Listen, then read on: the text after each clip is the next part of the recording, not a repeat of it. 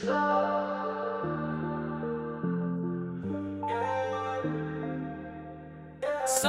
gon' lie. It's lit. Some going up. Whole squad tuned in. Laughs on lock, got the vibes locked in. Drop that vid, not a wave, don't end. New day, new flame, just press play again. YouTubers, beat makers, he don't miss no more. Hit that sub, got the fam on go. He talks wild, but the truth gon' land. YouTubers bow when he raises that hand. One post now, the vibe expand. That boy some got the world on jam. Zone out, new post, I be floating. Some got that heat, yeah, he potent. Live stream live like the world on watch. He ain't got a flex, but he still gon' pop. All of the haters get blocked, all of the fans on lock. Comment section got jokes, and the click go out like shots. Some stay too wavy, energy bright, no maybe. This so clean like HD, whole world tune, no cables. Some going up, whole squad tuned in. Laughs on lock, got the vibes locked in. Drop that vid, not a wave, don't end. New day, new flame, just press play again. YouTubers, beat makers, he don't miss no more. Hit that sub, got the fam on go. He talks wild, but the truth gon' land.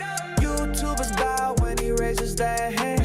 One post now, the vibe expand. That boy some got the world on jam. 360 cam with a drip. Coming gang loud, don't trip. Got him laughing on loop that clip. Got moms, they already saying this, that ish. Vibe too rare, he the spark. Channel got a mind like Star. Upload new heat at the dark, then ride on the beat like a wave in Central Park. That's no cap, that's some. Got the feet lit like bonfires running. If you ain't tapped in, you missing that some. Real ones know this vibe, stay jumping. Yeah, some going up, whole squad tuned in. Laughs on lock, got the vibes locked in. Drop that vid, now the wave don't end. New day, new flame, just press play again. YouTubers, beat makers, he don't miss no more. Hit that sub, got the fam on go. He talks wild, but the truth gon' land. YouTubers bow when he raises that hand. One post now, the vibe expand. That boy some got the world on jam.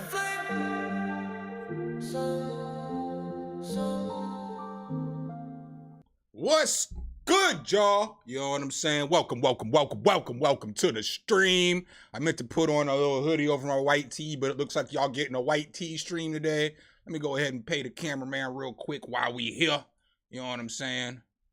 Put a little bit of something in his collection plate. What's good with y'all? What is up with all these weird-ass emails I'm getting? I'm not opening this shit up. We just vibing. Hey. So everybody getting into today? I see some of y'all are in here. Y'all quiet though. What's good? We'll play another beat in the background while we get everything set up for a good stream today. What's up, Kilo Eve? Welcome, my boy.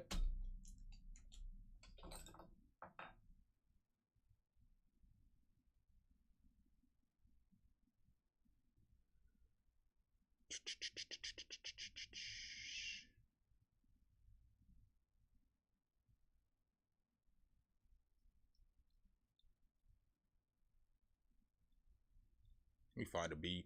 I just play the beat I play all the time. It's my shit. It's my shiz.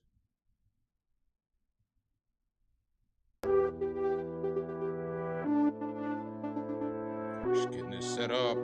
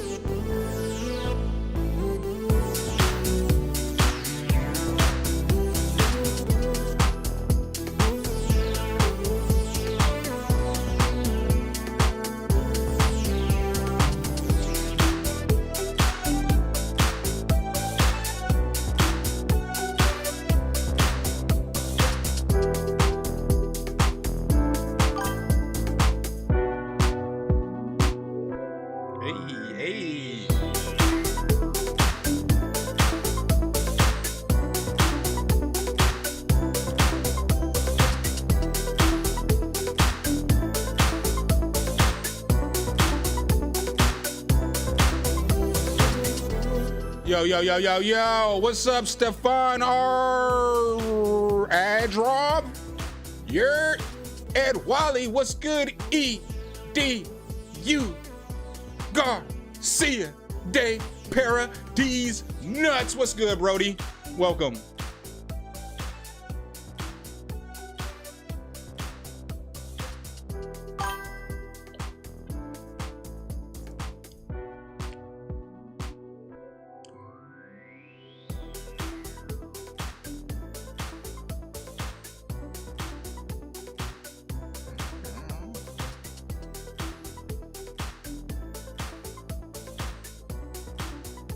Yeah, I'm good, man.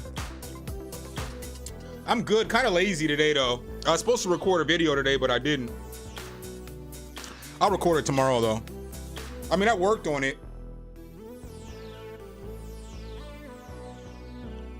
I got a video. I got a fire-ass video. The next video is a fire video. Like, my next video is a fire video. I just didn't record it today. I should have.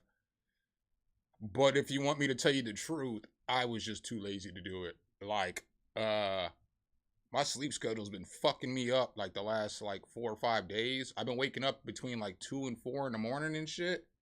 And I can't go back to sleep. And so I'm just like groggy because I'm going to bed at like 10:30 or whatever. And I'm getting up at like 2, you know, or whatever. It's just, my fucking body can't handle it. Normally I try not to go to sleep until like 11:30 or so. And then I'll sleep through the night. But if I fall asleep before 11 o'clock, 10 o'clock, nigga, I'm about to wake up at 2. So I just was out of it today. I wasn't like hungover or nothing. I was just like tired because it's just like the 4th or 5th day it's happened in a row. I just didn't feel like doing shit. But I did work on a video a little bit. I just didn't record it. I wasn't really in the most up-tempo mood, if you know what I mean.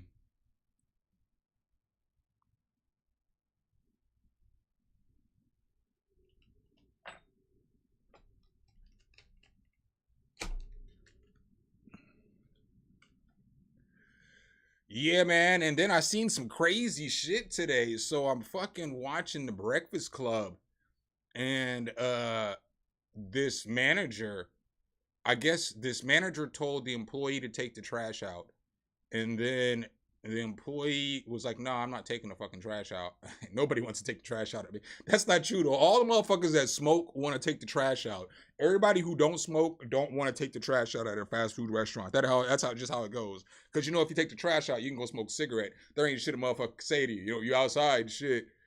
And so it's generally understood that if you take the trash out, you can smoke a cigarette.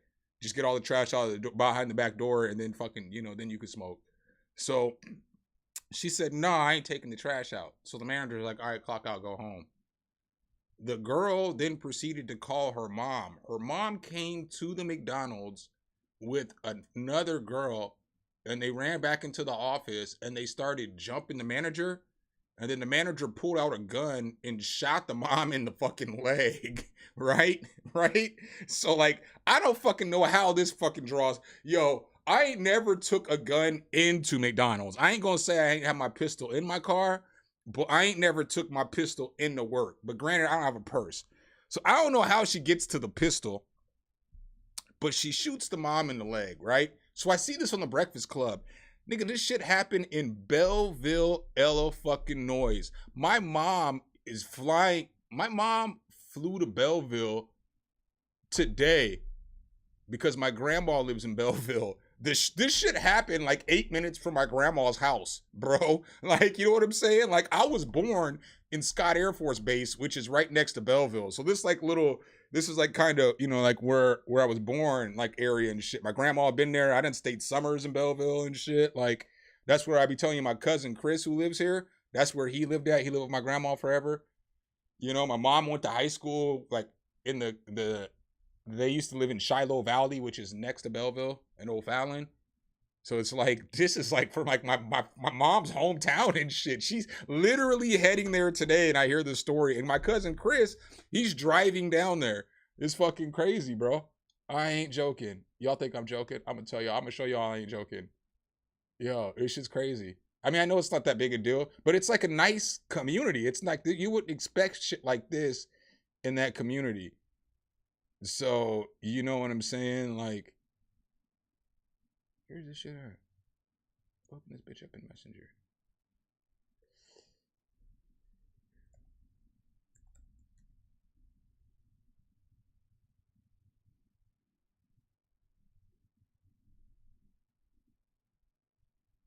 You think I'm playing? Y'all think I'm playing? Y'all think I'm playing? So I was messaging my cousin, right? And I'm like, nigga in Belleville. And then I sent him the YouTube shit. This is 11:39 this morning. He's like, right. I heard that this morning on the radio as I'm driving there. Because he's going there because my grandma's moving to Atlanta. Because, you know, she's kind of sick. So she needs to, like, she's going to stay with my mom. And then my aunt's going to move down here and get her own place. Probably stay with my other aunt for a little bit until she gets her own place. But they're moving down there to, like, sell all her stuff and get rid of all her stuff. So she can come back here. And it's like, yeah, how long you gonna be there? He was like, I just got to thinking, was it the McDonald's down the street from her? Because like there was a McDonald's at the end of her neighborhood. And he's like, no, but it's like 8 minutes from her house. Now he lived in Belleville, so he like knows this shit. You know what I'm saying? Like he knows the areas and everything. But I'm not joking. Trash dispute at McDonald's leads to a shooting of a teen, you know, a teen's mother. Crazy, crazy shit, man. Crazy shit.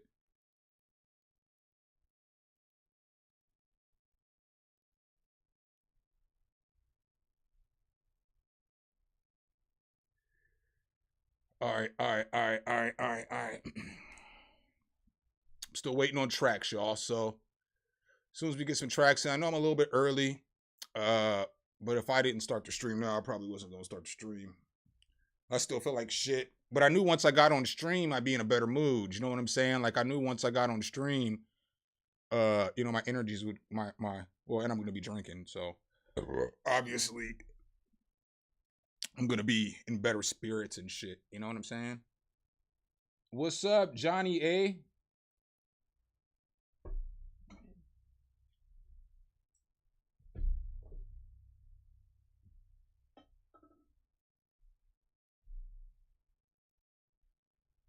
Man, I for real have a problem with spiders in this fucking room back here, and it's killing me because I don't know where they're coming from. I can't find the fucking nest, and they're just like these little itty bitty spiders and shit. Every time I do a stream, I see like 3 of them. And normally I wouldn't kill spiders, but dude, if I see 3 of y'all niggas in 2 hours, I gotta kill y'all. Y'all, that means, and they're all small. That means y'all just breeding back here. I gotta pack y'all up and get y'all out of here.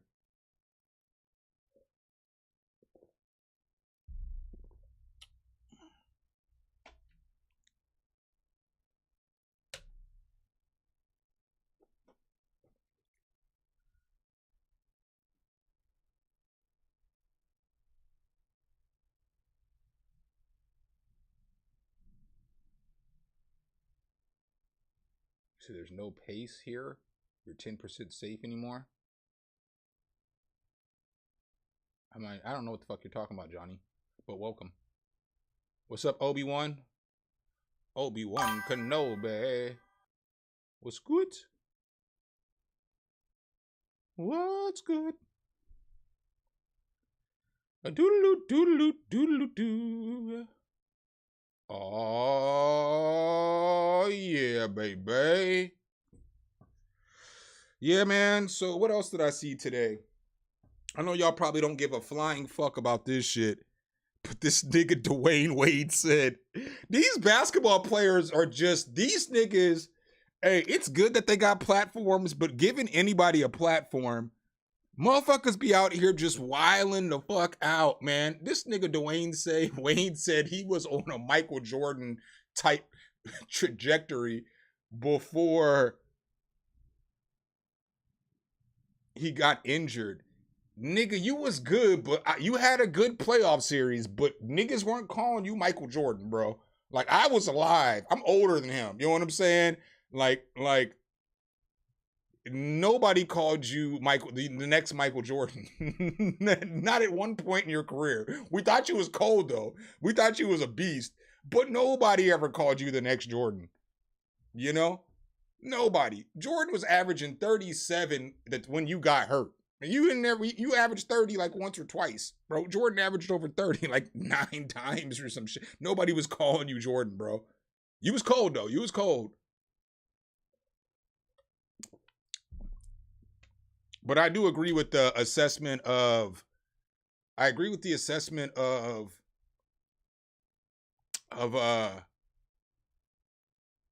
I think that if Tracy McGrady would have played, if he would have played for the Lakers, he would have been the same as Kobe. I don't think that Kobe was like a. I don't even think Kobe was a better basketball player than Tracy McGrady in their primes. I mean, obviously for career wise, Kobe's a better player because he played longer, he was healthy. Tracy McGrady only really had 7 healthy seasons at top tier because he got held back by Toronto. So he got held back because the coach said he was too young and shit. I know y'all don't care about none of this shit, but I'm just waiting for y'all to send tracks over. I only got 2. Nah, he had to leave. He had to leave Toronto because the coach that Toronto had didn't want to play him. Tracy McGrady was coming off the bench, if you don't remember. And then for like 2 seasons or whatever, how long was Tracy McGrady coming off the bench? I think he started the last season. Maybe he came off the bench all 3 seasons. And so he had to leave. And then as soon as he left, he went to Orlando, and his first year he blew up. Tracy McGrady is like probably my 4th favorite player of all time. I really like Tracy McGrady. I used to always use T-Mac. That was like my guy on 2K. It's like Jordan, D-Rose, Pippen, and Tracy McGrady. Those are like my 4 favorite players. And then Shaq is 5th.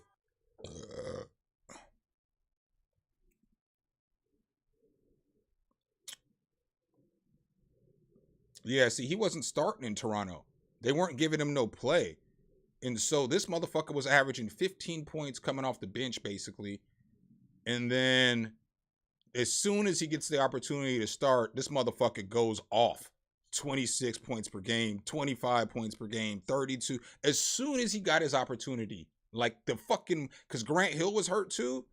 Man, this team would have been so dope if Grant Hill didn't get hurt and if fucking Orlando wasn't dumb. Orlando has some of the dumbest management or the dumbest ownership in all of sports. Like Tim Duncan was going to come play for Orlando. So it was going to be Tracy McGrady, fucking Tim Duncan, and Grant Hill. And the reason why Tim Duncan didn't go to Orlando was because they told him his family couldn't fly on the plane. Bro, it's Tim Duncan. He's one of the best 2 players in the league. And y'all are like, nah, your family can't fly on the plane with us? Fam, it's Tim Duncan. Tim Duncan. So they didn't get Tim Duncan. That team would have been so sick. Tim Duncan and T-Mac would have won because he would have stayed. And Orlando let Shaq go. Like, what the fuck? If they don't let Shaq go, Penny Hardaway probably never gets hurt. He had to do too much when Shaq left. And they probably won a bunch of championships. Orlando's a dumb organization. They do dumb shit.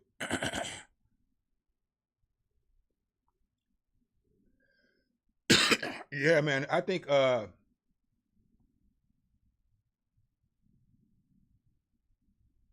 they would have been a sick duo if they would have played together. Because they can both play with, on, or off the ball. That's what makes it good. Like when you have 2 wings. If you have 2 wings and you want to be successful, it's got to be some shit like the Bulls. Where, you're running something like the triangle offense. So where you're only, the offense is focusing on the 3 people on whatever side of the court the ball's on. And obviously there's a bunch of movement. So you can move somebody here to here and then, move the triangle over here.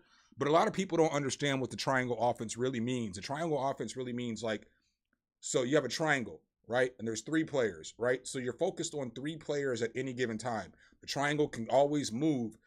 And people can move in and out of the triangle. So somebody can come off a screen or pick here, and then they can take this person's spot in a triangle and this person rolls out. So the triangle is it's focused on 3 people. That's why they call it the triangle. And they're all in triangular form the whole time they're on the court.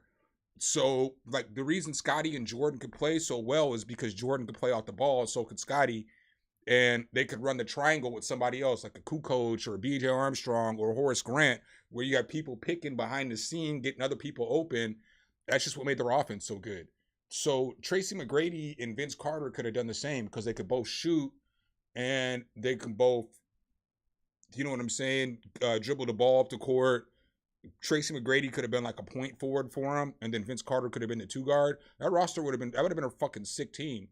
But management just didn't know what the fuck they were doing, and they let the coach fuck up. How do you not re-sign Tracy McGrady? It makes no sense. He was 20 years old. Oh, y'all can't see the stats. Sorry, I pulled up the stats. So he was 20 years old when he left Toronto. Or, well, he's probably 21. When's Tracy McGrady's birthday? I mean, y'all get what I'm saying now. So he was 21. How do you let your high school player that you picked 9th overall leave? Right? So like, and he's not even bad. He's averaging 15 points a game and he's 21. That's good. And you're not even giving him the opportunity. So it's just terrible management.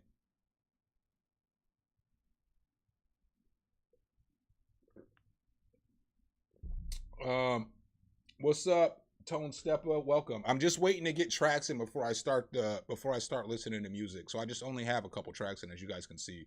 So I'm just waiting to get 5 tracks in is what I normally start with. So sorry, we're talking about basketball instead of music to start the stream off, but I mean, I talk about music every day, all day, you know? So sometimes I want to talk about other shit. So this is only a few minutes of this until we get some tracks in, and then, you know what I'm saying, we can listen. So what are my thoughts on Paul George?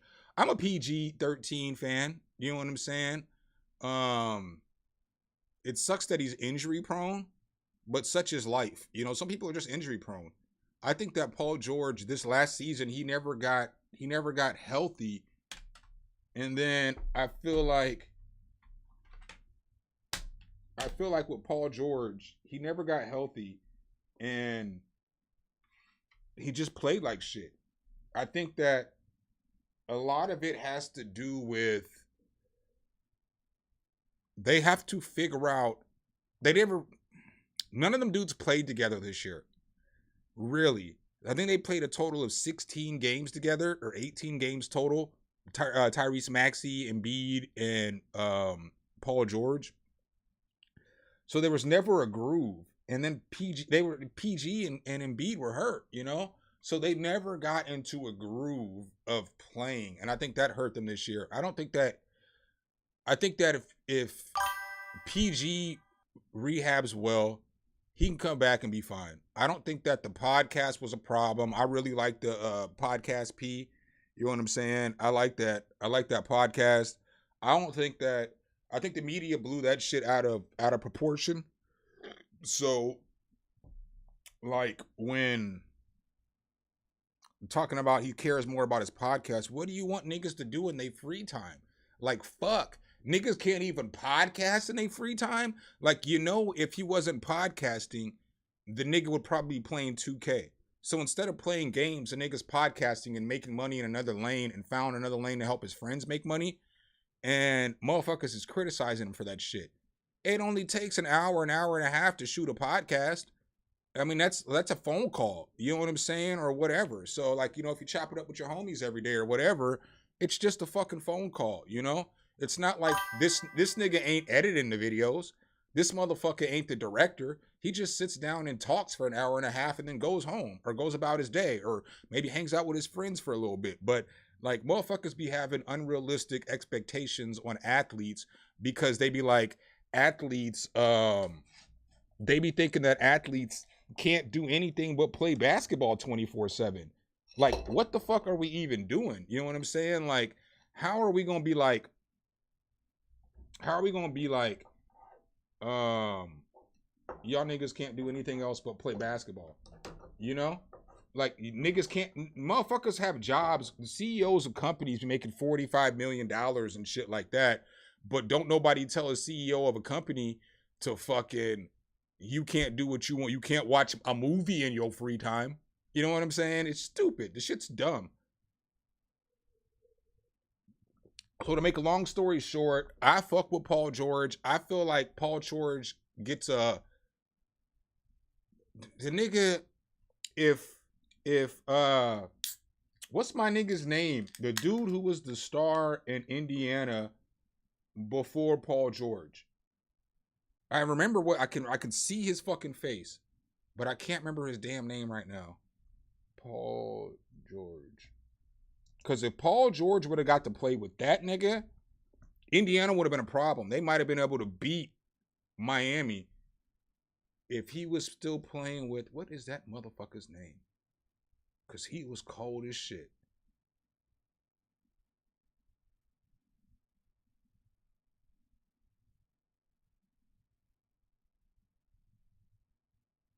Danny Granger, dog. Hey, yo. What's up? What's up? Zavano, welcome.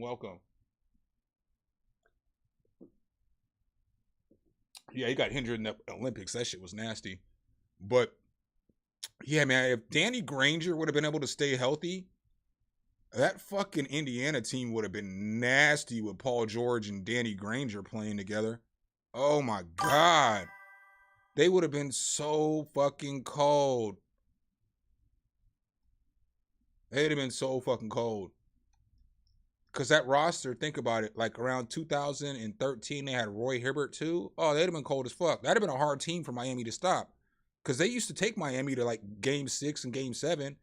So if you're looking at the team and they got Paul George, Danny Granger, Roy Hibbert, George Hill was all right.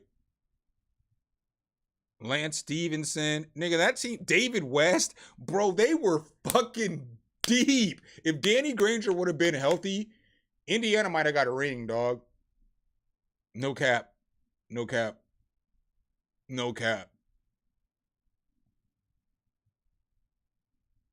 He said, I don't even watch basketball, but this entertaining as shit. Yeah, man, I'm sorry. Like I said, I'm just waiting for a couple more tracks to get in. Ask me some more basketball questions if you have any. What's up, DT Fluker? What's up, my guy?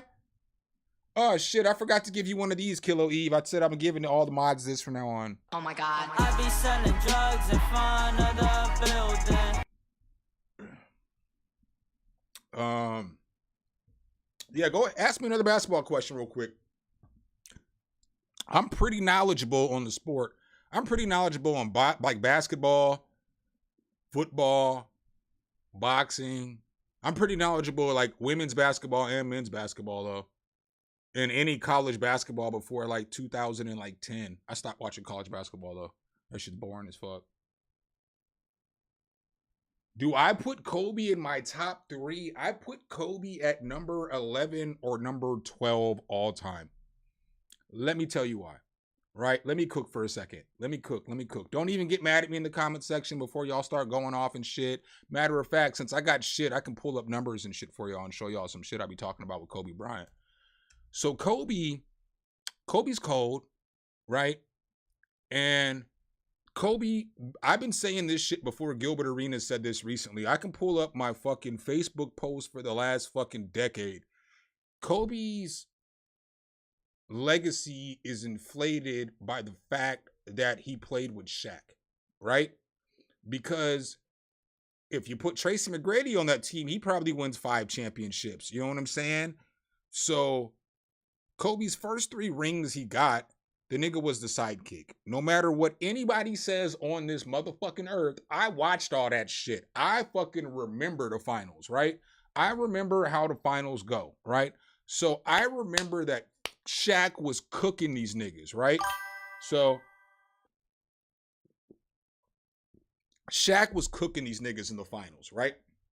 So stats that Kobe fans will completely ignore is that in 4 separate finals out of the 7 that he's been in, hold on. Kobe been 1, 2, 3, 4, 5, 6, 7. So as in the 7 finals Kobe's been in, because he's won 5 and he's lost 2. This nigga done shot under 30% in the 4th quarter, bruh.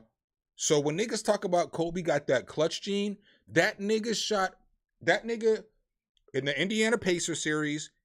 Let's pull some numbers up on Kobe. Let me show y'all some shit on Kobe. Because Kobe's overrated, dog. Which is fucked up, because if you said Kobe was like the 11th best basketball player of all time, he'd be properly rated. But when you try to say he's the 2nd and 3rd best player of all time, that nigga's overrated. right? So we look at the finals, we look at the playoffs, and yes, okay, he had good playoff runs. We know that shit. But so did fucking Shaq. So how do I get to, what am I looking for? Shaq was scoring 35 and getting 16 rebounds, right? So it's easier for you to let's do it like this. Sorry. It's easier for you to score when you have Shaq on your team because they have to double team Shaq. All right, so when we go look at the Lakers, so this year right here, we look at the finals. Wow. So let's come to the finals. Let's look at these final stats, right? Because this matters. This shit matters. So in the first year, the Lakers won the championship. Shaq averaged 38. Kobe averaged fucking 15, bro. Kobe shot 36 fucking percent from the field. 30 fucking 6% from the field for the whole series, right? This nigga was fucking ass cheeks in this series. The nigga shot 20% from the 3-point line. This nigga played like shit, right? Shaq averaged 38 and 16, right? But Kobe gets credit for this ring because he was on the team, right? So that's what I'm talking about. Shit be fraudulent, right? The shit be hella fraudulent, right? All right, so let's go to the next year. Okay, let's go to the finals in 2001, right? Kobe plays better this year. Kobe plays a little better this year, right? But the nigga still only shot 41% from the field, nigga. 41%. So Shaq shooting 57%. So yeah, you're averaging 24, but Shaq's getting 33. He's getting like 8.4 more points than you a game off of only 4 more field goal attempts the whole fucking series, bro. So Shaq is so fucking efficient getting his 33 and his 15.8. Y'all gonna give Kobe the credit for this shit? If Scottie Pippen put up this performance, you wouldn't give Scottie Pippen the credit for the championship, right? So now we've got 2 championships that are basically off the back of fucking Shaq. Because if Kobe was the star shooting 41% in the finals, them niggas is gonna lose. Ask me how I know. I'll show you here in just a minute. I'll show you in just a minute, right? Right. So now we get to 2002. Kobe played better in these finals, okay? So in these finals, Kobe still averaged less than Shaq, right? So I mean, if you look, Kobe, averaged 26, and this is the only series he's ever shot over 50% in the finals. This is the only one, right? But this nigga Shaq scored 36 and 12, bro. You know what I'm saying? And he's dropping dimes in 2.8 blocks on fucking on 59% shooting, and Shaq shooting 66% from the free throw line is the nigga shoots 47%. So him shooting 66, he was playing out of his fucking mind. So these first 3 final series that we're talking about, Kobe is literally the sidekick, right? So LeBron James ain't never been a sidekick. Michael Jordan ain't never been a sidekick. Larry Bird ain't never been a sidekick. Wilt Chamberlain ain't never been a sidekick. Tim Duncan ain't never been a sidekick. Hakeem Olajuwon ain't never been a fucking sidekick. You know what I'm saying? Like, you get what I'm saying? The people, Steph Curry ain't never been a sidekick. I put Steph Curry over Kobe. Steph Curry got robbed for fucking 2 finals MVPs. I put him over Curry. Or I put him over fucking Kobe. Because, yeah, he played with Durant and shit. All right, so now let's go look at another series from Kobe real quick, right? Because y'all want to talk about Kobe. Motherfuckers want to talk about Kobe and how we disrespect him. Y'all see how I'm ready to go when I have all this information? Because I've been making this argument for a fucking decade now, right? So when we look at Kobe in this final series, right? They lose to Detroit, right? And some people wanted to blame Shaq, right? Kobe wouldn't pass Shaq the fucking basketball. That's why they lost this series. So when we break this shit down and we start looking at the numbers and shit, right? So the Pistons won this series 4-1, right? This nigga Kobe shot 38%. 38% in the prime of his career, right? This nigga was awful, bro. He was straight ass cheeks in this series, right? The motherfucker Yo, Shaq averaged 26.6 points a game. He averaged 22.6 points per game, right? He took fucking 30 more shots than Shaq did in this series. 30 more shots than Shaq did and averaged 4 less points. He wouldn't pass Shaq the ball because him and Shaq were beefing and shit. So they lost this series because of fucking Kobe. So now, I mean, they lost the shit. And then the next year, they trade Shaq. They don't make the playoffs. Then the year after that, Kobe gave the fuck up on game 7 of the fucking the first round against the Phoenix Suns. So the Phoenix Suns were down fucking 1-3 in that series, right? And Rajah Bell clotheslined Kobe, and they got into it. And the Phoenix Suns won that game. Rajah Bell got suspended. Phoenix won the next game, and now it's game 7. And fucking in the second half, Kobe didn't shoot the fucking basketball because Phil Jackson said, pass it to the open man.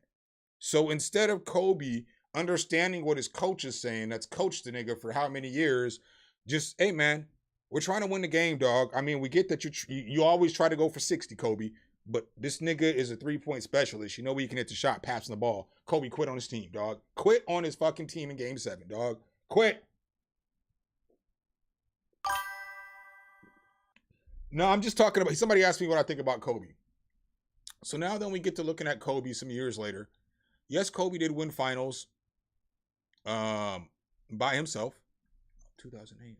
I thought it went to 2008 already. Sorry.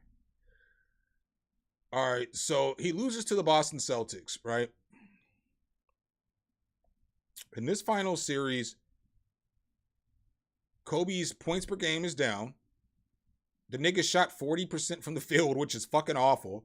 He shot fucking under 30% in the fourth quarter, which is fucking awful. It's just not a good series.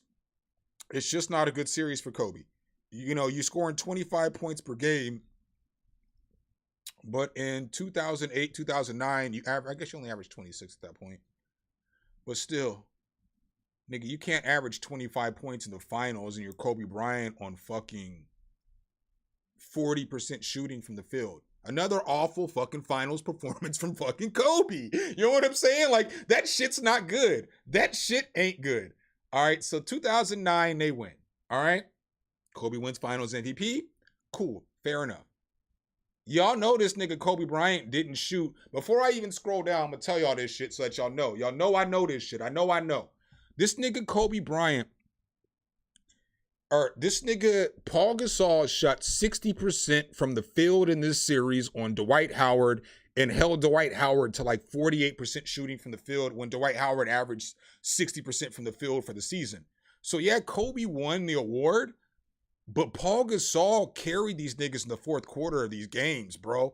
He was balling, dog.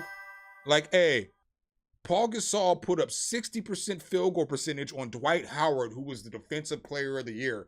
And we talking about Kobe carried him on this series. Yeah, Kobe averaged 32 on 43% shooting, which again is fucking awful. You know what I'm saying? Paul Gasol was putting it in on the fourth quarters of those games. You know, I get he scored 32. I get why he won the finals MVP. I'm not arguing that shit. But I'm just saying the fourth quarter of these games, it was Paul Gasol time. Bro, it was Paul Gasol time. And then the same the next year. Kobe didn't shoot well. The Lakers got lucky that fucking Kendrick Perkins got hurt. But it was Paul Gasol in the fourth quarter. He didn't have the greatest shooting percentage, but in the fourth quarter, he shot 60%, and Kobe was shooting under 30 in the fourth. Kobe's cool, but Kobe's never won a playoff series without Shaq and without fucking Paul Gasol. And it's not the same as Michael Jordan and Scottie Pippen, because when you look at Scottie Pippen's first year, so when you're comparing Scottie Pippen to the niggas Kobe was playing with, I mean, Scottie Pippen's first year, the nigga only averaged 7.9 points a game. And they went to the second round of the playoffs. You know what I'm saying? So this is the first year they beat Cleveland. And in the series, this is what the series looks like. So this is the difference between when I be like Kobe and MJ. In order to win this series, in order for Jordan to win his first series, this nigga averaged 45 fucking points in the playoffs, bro. 45 fucking points on 55% shooting. So like when we're talking about Kobe and MJ and shit like that, this young ass nigga Michael Jordan, when he's fucking in his third season, he's fucking averaging 45 points in the finals, bruh, on 55% shooting. It's fucking crazy. It's crazy. It's crazy. And so Scotty, what does Scotty have? Where does Scotty have? His next best player had 10 points a game, and this nigga had 10. You know what I'm saying? Like, Scotty averaged 10. You know, and people are like, oh, Jordan couldn't do shit without Scotty. No, Jordan was going to, he just needed somebody. Anybody. You know what I'm saying? Anybody help me out.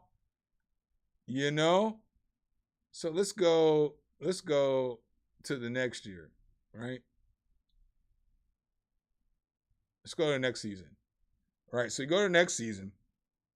And now you see they've made it to the conference finals, right? Again, Scottie Pippen only averaged fucking 14 points a game this season. And in the playoffs, he averaged 13. You know what I'm saying? So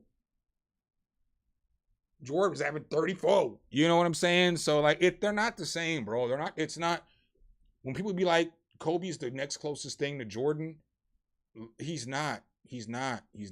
I mean, he is, but he's not. I would say he's the next closest as far as the way his game goes. But as far as the way of greatness, I don't put him in my top 10. That nigga has one MVP. One. And then the MVP y'all say he should have got, his team was like the 7th seed.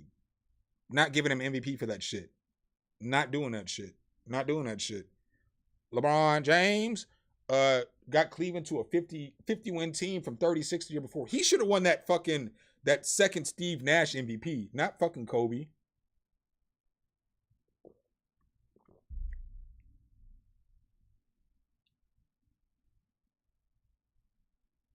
Yeah, MJ's the best ever. Magic's the best Laker. Magic's a better Laker than Kobe. He played less time. He won the same amount of championships. He went to the finals. Magic went to the finals like 8 times in a decade, bro. You know what I'm saying? Like, fuck. Like, Magic didn't let nobody else breathe. Only Houston and fucking Portland went to the finals during Magic's fucking tenure in the NBA. Magic went to the finals 8 times in a decade. That's fucking crazy. He 5 for 9 in the finals and played like 11 seasons. Or I'm sorry, played like, oh shit, this shit's fucking up. Played like 11 seasons and then dipped out. Magic got 3 MVPs to Kobe's 1. Magic has 3 finals MVPs to Kobe's 2. You know, like Magic is the all-time leader in assists per game. Kobe's the all-time leader in nothing, you know? Turnovers, sorry. He's the all-time leader in turnovers. That's what Kobe is. He played a lot of seasons though, so I ain't talking shit. He's a guard. He has a ball in his hand. He's going to have more turnovers than Kareem. But Stockton has the most assists all time, but per game, which is what matters. Because Stockton played for 20 seasons. Magic only played for like 12 seasons because he got AIDS. So Magic average is like 11.5 assists per game or something like that. To Stockton's like 10.1 or something. Let's look. Let's see how close I am. I just took a stab in the dark. All-time assist per game.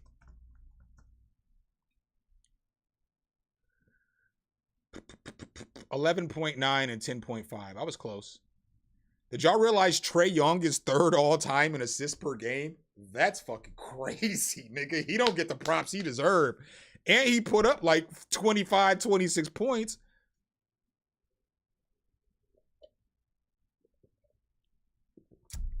Top 5 point guards of all time. Magic Johnson, Steph Curry, Isaiah Thomas, Chris Paul, Oscar Robinson. Let's go. Argue that.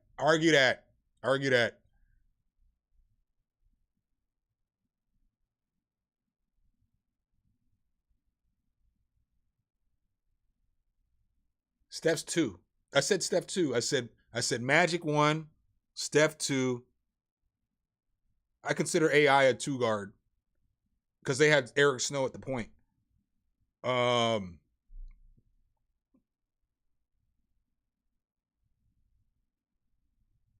But yeah, Magic, Steph, Isaiah, Chris Paul, Oscar Robinson. Straight up and down in that order. Stockton's not better than anybody I named. So like Stockton's a longevity person. So we can say, okay, we can start here. Watch how I'm about to break this down. Because I'm actually an NBA head. I think that Steve Nash is probably better point guard than Stockton. Being real, Steve Nash probably better than Stockton. But John Stockton ain't better than Magic Johnson, right? So when we look at career numbers, I mean, we all know this. Magic Johnson got 3 MVP. That's why Magic Johnson's better than Steph Curry, is because he's got one more ring. He's got another finals. He's got 2 more finals MVPs than Steph Curry. He's the all-time leader in assists per game. But so when you're looking at John Stockton, let's break this shit down. Because the shit I like to talk about when it comes to John Stockton, he's not better than Magic Johnson. We know that shit. He's not better than Steph Curry. There's no argument in that shit. Steph Curry got 2 there's no argument. There's no argument to be had, you know? He's not better than Isaiah Thomas because they played in the same era, and Isaiah Thomas was the best player on 2 championship teams. He has a finals MVP, and the nigga went to the finals 3 years in a row. So he's not better than that nigga. So now we can start talking about where we're gonna put John Stockton at, right? So when you look at John Stockton and you compare John Stockton to somebody like Chris Paul only averages like 1 assist less per game. So he averages like 9.5 assists per game to John Stockton's, 10.5. But Chris Paul averages like 17, 18 points per game. And so John Stockton averages like 12 or 13. So Chris Paul does more. And he's been all defensive first team like 8 or 9 times. John Stockton has, I believe, 5 second team all NBA defensive teams, and that's it. So Chris Paul's a better defender than Stockton. He's a better scorer than Stockton. I don't know. Stockton may have 1 more assist a game, but it's running a pick and roll with fucking Karl Malone, one of the top 3 players in the league at the time and shit. So it's like when you break it down and you really start looking at this shit from a different perspective versus what people tell you, because I've been watching basketball, man, for a long ass time, bro. So like when you compare these numbers, all right, so you look at Stockton, right? So Stockton for his career, I guess we can see it here, 13 points a game, 10 assists a game. That shit ain't really that great no more, dog. That shit ain't that great. He shot 51% though. I'll give him props for that. Now when you go look at Chris Paul, nigga, I seen Chris Paul take the shittiest teams to the playoffs. Like that Pelicans team he was on, the Hornets, then to the Pelicans, was terrible. I mean, yeah, they had Pajov and David West. David West ain't that great, and that's the second best player on the team. He wasn't that great. Pajov was getting old. Stojakovic, and then when the nigga went to OKC, that team was not supposed to make the playoffs without Russ, and after all those trades, and then they was like the 4th or 5th seed. I called that shit though, live on a live stream. I got that shit. I could show y'all. I called that shit. But every team, the Clippers were trash before he got there. And then this nigga fucking turned them niggas around. All right, so when we look at their numbers, all right, so Chris Paul averages 17 points a game, right? And 9.2 assists. So he's contributing more points per game than Stockton. So now let's go over here and look at all league. So Chris Paul been all league 21 times. John Stockton, probably some shit like that too. Probably even more. But Chris Paul is playing in the era of 16 all league, right? So as we look at this, you see John Stockton, defensive all league, second team. What did I tell y'all? I know this shit. I told y'all 5 times second team before I even looked at this shit. Chris Paul, all defensive first team once, twice, 3 times, 4 times, 5 times, 6 times, 7 times, and then 2, all defensive second teams. I told y'all he'd been all defensive 9 times total, right? So, I mean, looking at the facts that we have in front of us, Chris Paul's better than John Stockton. And I mean, just watch them play basketball. Chris Paul's better than John Stockton. Chris Paul can create his own shot easily. He can create offense. He can score like John Stockton couldn't. Okay, look, Chris Paul never averaged 22 points a game. In the playoffs, like when he played the Lakers, that nigga turned up. But like when you look at him in the playoffs, 22, 27, 24, 22, Chris Paul really did turn the fuck up in the playoffs. He was a better player in the playoffs. He really did turn the fuck up. He almost beat the fucking Lakers one year. I think it was this year. No, hold on. I can look at his stats and see the year. I went to the second round that year. It doesn't fucking matter. This nigga almost beat the Lakers, though. It was some of the craziest shit I ever seen. Man, it was just him. And then Oscar Robinson. I mean, what are we talking about? I think that Oscar Robinson would beat Chris. I think he would beat him in a game of one-on-one, even though he's old school. He's just bigger. And he had game. He could dribble with both hands and shit. Nigga, Oscar Robinson, this nigga was the first nigga to ever average a triple-double. You know what I'm saying? Like, fuck, Like, this nigga's career 25, 9, 5, and 7. I mean, I'm taking him over John Stockton, dog. I have to. And then Gary Payton. I take Gary Payton over John Stockton because I saw what the fuck Gary Payton did to John Stockton in the playoffs. So, Gary Payton. All right. I'm going to show y'all some shit. This is why music probably wasn't the shit I was supposed to be doing. I was supposed to be doing this shit. You know what I'm saying? Like, I know this shit. You know what I'm saying? I know this shit. All right. So, Seattle played Utah in the playoffs, right? The year that they went to the finals.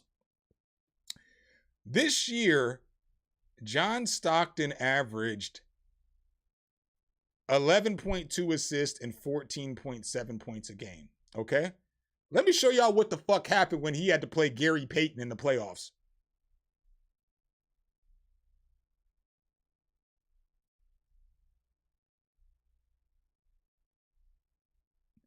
This nigga averaged 9.9 points a game and 7.1 assists.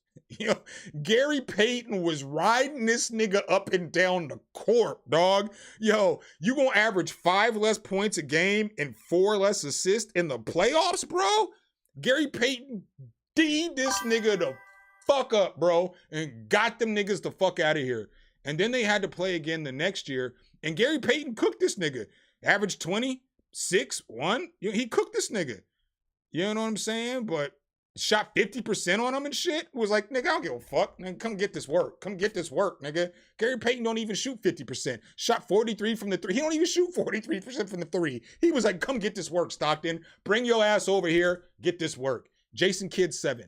As we keep going, Jason Kidd 7.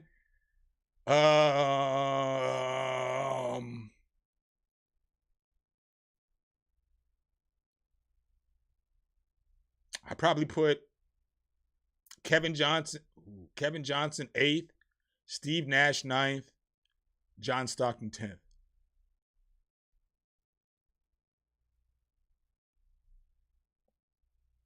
Yep. That's how I put it down. John Stockton's probably the 10th best point guard of all time. I might not even put John Stockton. I'm not even gonna hold y'all. I'm only saying that shit to be nice. I wouldn't even. Hey, I would fucking pick Dame Lillard, Russell Westbrook, fucking Tony Parker's probably the 10th best point guard of all time, if we're gonna be real.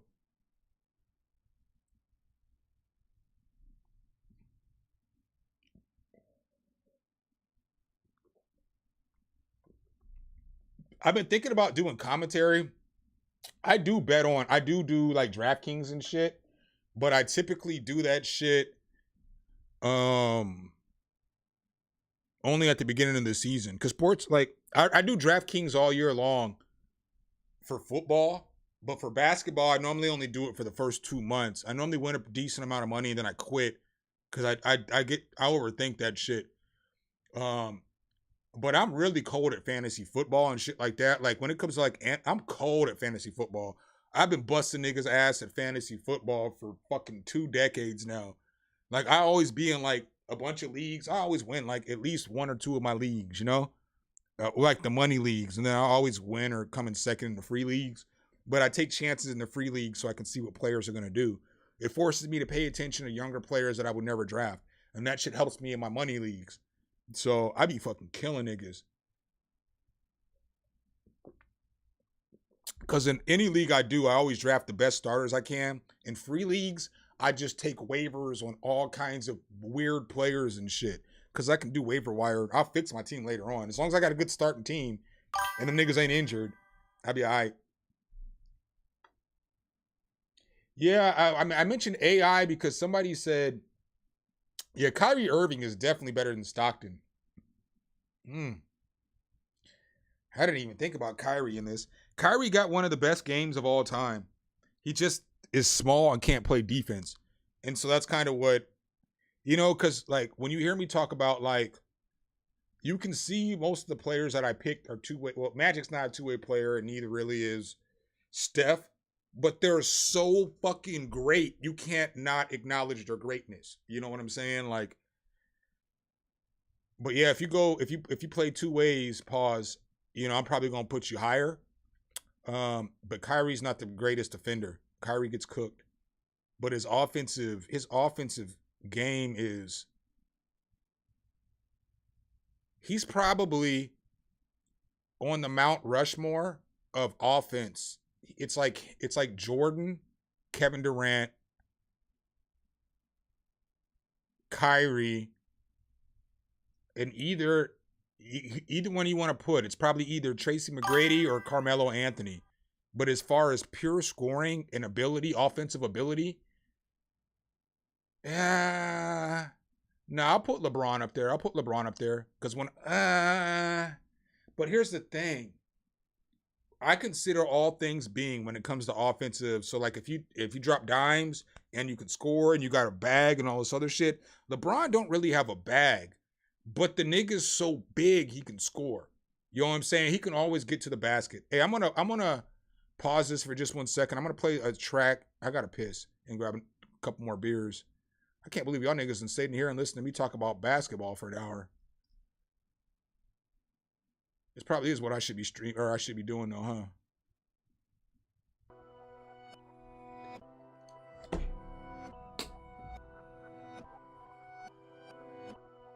Bitch.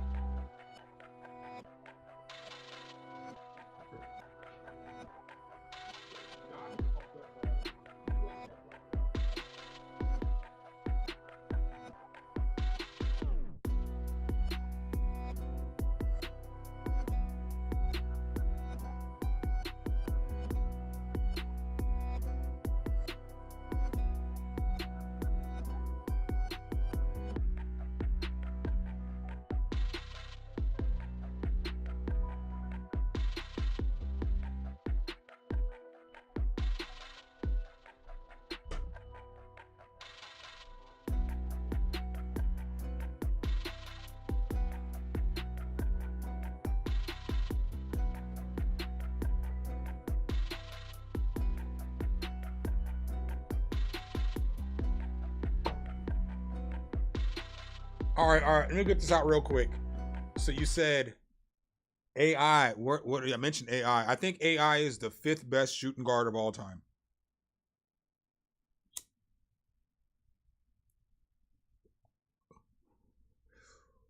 Yeah, I probably got to put him at 5th still.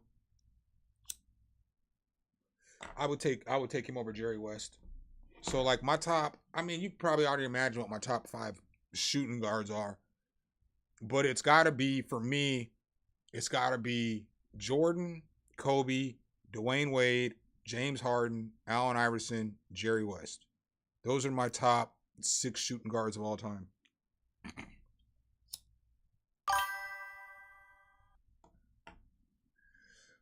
Write it down. I said it.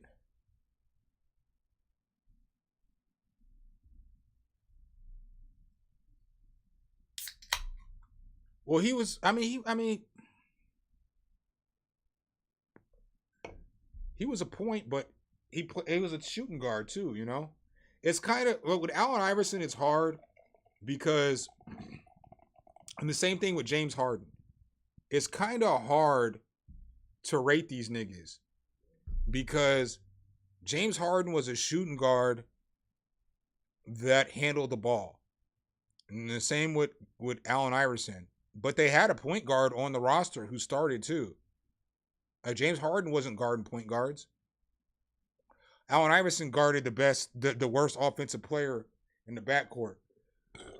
But James Harden never guarded point guards unless they were sorry. So I just consider Allen Iverson a 2 guard. But he's the 5th best. I would have to put James Harden over him though. Because James Harden, dude, God fucked us over. God robbed us, dog. I want each and every last one of y'all to know this. God robbed us. He didn't do what he should have done.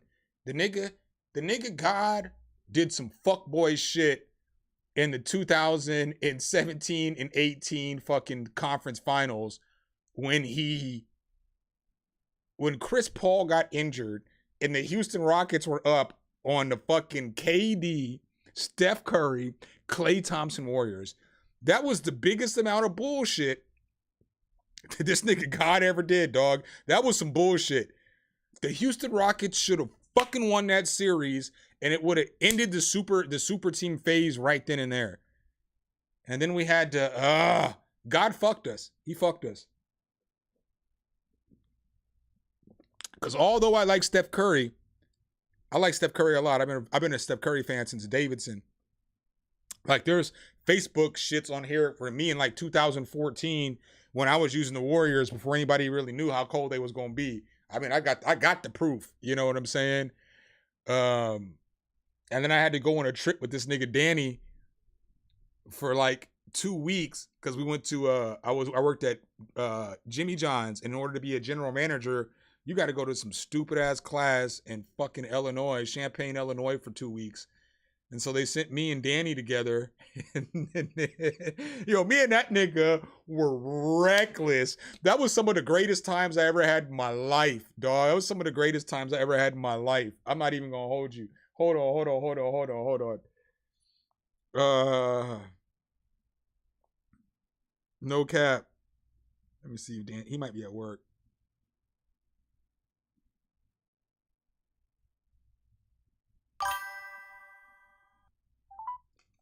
Let's see. He might be at work though, because it's only fucking 3:53 in Nebraska.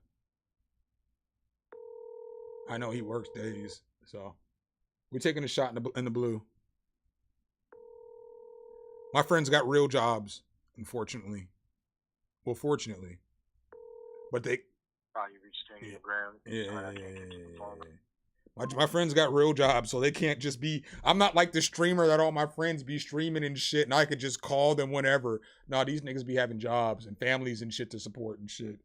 But I was gonna get him on the phone and he was gonna talk some shit. But what was I gonna say? But yeah, man, I was still rooting for Houston. Because I wanted them to win. Nah, AI is not over Harden. AI is not over Harden for this reason. So, like, we got to put... Hey, I seen James Harden do some of the craziest shit I ever seen in my life, right? If James Harden played in the Eastern Conference, when Allen Iverson was playing in the Eastern Conference, Houston would have made the finals. I seen this nigga James Harden, bro. The year he should have won the MVP this year. James Harden should have had back-to-back MVPs because this was one of the sickest shits I ever seen in my life. And this season, and then what was it? This well, it had to be this next season. Houston went 44-28 this season, right?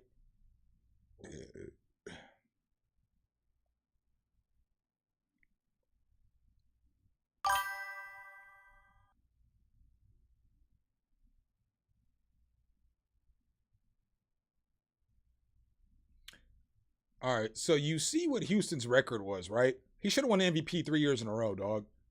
So Houston, motherfucker.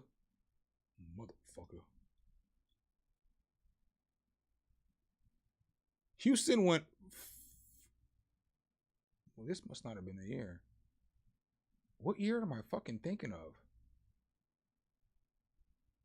Well, they went 1-5 without the nigga this year. This was it. The season was cut short. What fucking year am I? There was a season where this nigga was hurt and he missed some games. Oh, nah. Nah. Maybe it was this. Maybe it was. Bitch, I don't even fucking remember.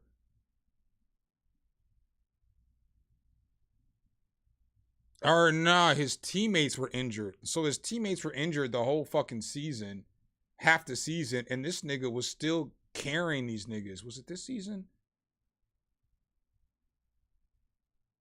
Nah, it's the season before this. All right, so they went 53-29, right? James Harden, when you look at his starting lineup, Clinton Capella missed 15 games. Chris Paul missed 24 games. They only had Melo for a couple. But look at this bullshit ass lineup they put out there. Look at this bullshit ass lineup, right? I mean, I grant they have Chris Paul, but he was injured a third of the season, right? So this nigga's out here running around with PJ fucking Tucker, Clint Capella, and Aaron Gordon. Right? That team is fucking trash. Hey, yo. They still won 53 fucking games, man. And let's take it a step further. 53 games. Oh, shit, bitch.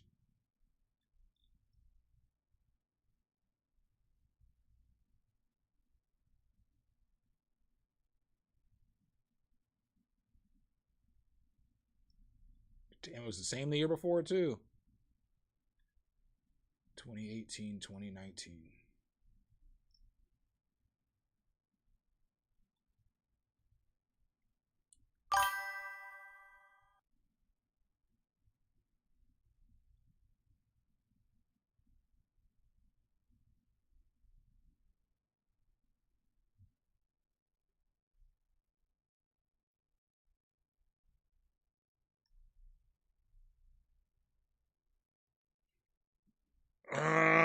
All right.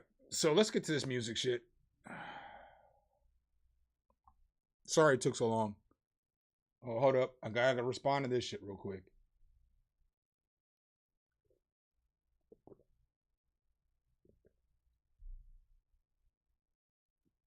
Yeah, but it's the organization's fault. They offer they fucking they wouldn't have won anyway though, dog. Let's be real. They shortchanged James Harden by $4 million. That's why they didn't keep James Harden. But if James Harden stays in Oklahoma City, he never becomes the player he became, because Russ is still going to be the point guard. Because they tried to make the change. Remember, they tried to get Harden to be the point guard more. It just didn't work because fucking Russell Westbrook can't play off the basketball. So I don't even know if that shit ever even turns into a dynasty, because Russell Westbrook can't play off the ball that great. And, it's fair to say. I'm not knocking him. He can't play he can't shoot. So now you turn James Harden, who's a better playmaker, really, if you think about it, and a better scorer, really, if you think about it. He has more weapons, more pieces into his arsenal. Westbrook's just more athletic. And then I just don't think it would have worked. I mean, I know hindsight is 2020, but I don't think that would have ever worked because of Russell Westbrook's play style. I think Russell Westbrook is the piece that fucks up that whole entire shit.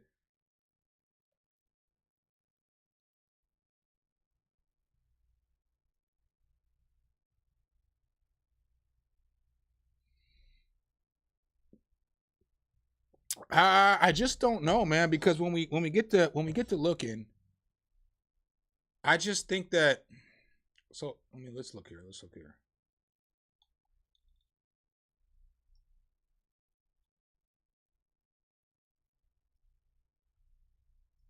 I just don't agree.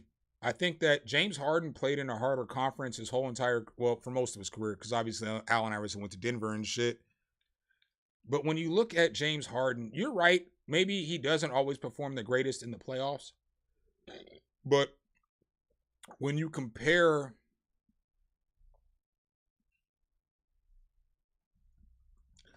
Allen Iverson to James Harden goes to the playoffs every year. Allen Iverson doesn't. So, you look at things like, field goal percentage. Allen Iverson really has a low percentage, 42%, but he's small. So it's understandable, He's a small person. So it's going to be harder for him to score. The nigga weighs 140 pounds and he's 6 foot, 5'11". So, that's commendable, Now, for his career, Iverson's going to have more points per game because he's going to play less games, and the end of his career kind of just falls off. And he kind of got to come into the league being the star, where Harden came into the league and there was already Kevin Durant and Russell Westbrook there. So we have to think about those things as to why James Harden didn't get to start off scoring 23 points per game, So yeah, we look at numbers, but we have to think about history too and what actually happened. And what actually happened was, they already had Russell Westbrook and fucking Kevin Durant. The nigga was the third option. AI was the number one option right when he got in the door. Right? So if James Harden gets drafted to this team, he's the number one option coming right off the bat, right? Just being real. And I like Allen Iverson. I told you, Allen Iverson's probably my sixth favorite player of all time. I love Allen Iverson. He made small niggas think that we could do anything. I fuck with Allen Iverson. But, bro, when we're looking at these niggas, you come to playoffs. Allen Iverson only went to the playoffs 1, 2, 3, 4, 5, 6, 7, 8 times. He went to the playoffs 8 times in 14 years. So 6 years he missed the playoffs. This nigga James Harden ain't never missed the playoffs, dog. As the number one player, he ain't never missed the playoffs. Every year, this nigga gonna be in the playoffs. And he's the one that's leading the team for all these Houston cheers. And he's in the Western Conference. I'm sorry, I just can't do it. And then like these years when he was at his peak, he was just killing it, bro. You're right, he's a better regular season player, but this nigga putting up 29, 11, and 2.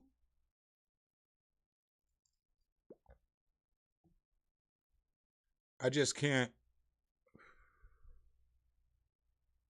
I can't do it. This nigga averaged 36 points per game a season. 34 another. I just can't do it. And then James Harden going past the ball. Look at all these fucking 1, 2, 3, 4, 5, 6, 7, 8. 8 seasons averaging fucking double-digit assists. I don't know, man.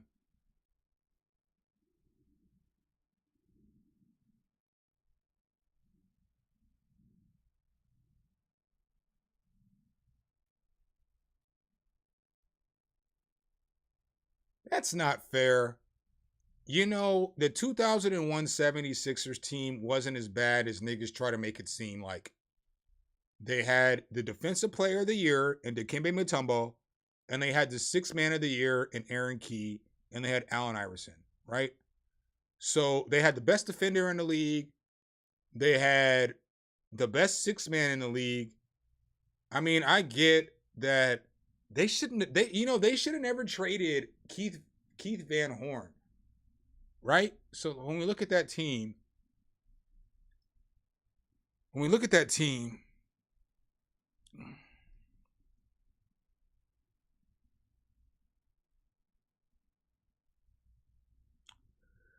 all right. So when you look at this team,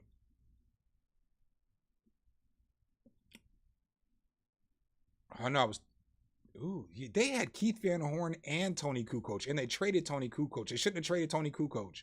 I forgot Keith Van Horn, I believe, came the year after. But yeah, they traded this nigga Tony Kukoc, and he was shooting 41% from the field, and this is what they needed in that finals. I couldn't remember if it was Kukoc or Van Horn because they got Van Horn the next year. But they traded Kukoc, and he was their outside option. He was like really the only shooter that they had that played.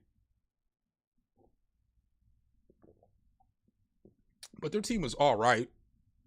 It was all right. I mean, they had Iverson, they had Dikembe, and they had Aaron McKee. Tyrone Hill was also a good defender. I mean, this is when the NBA was like scoring in the post versus shooting threes too.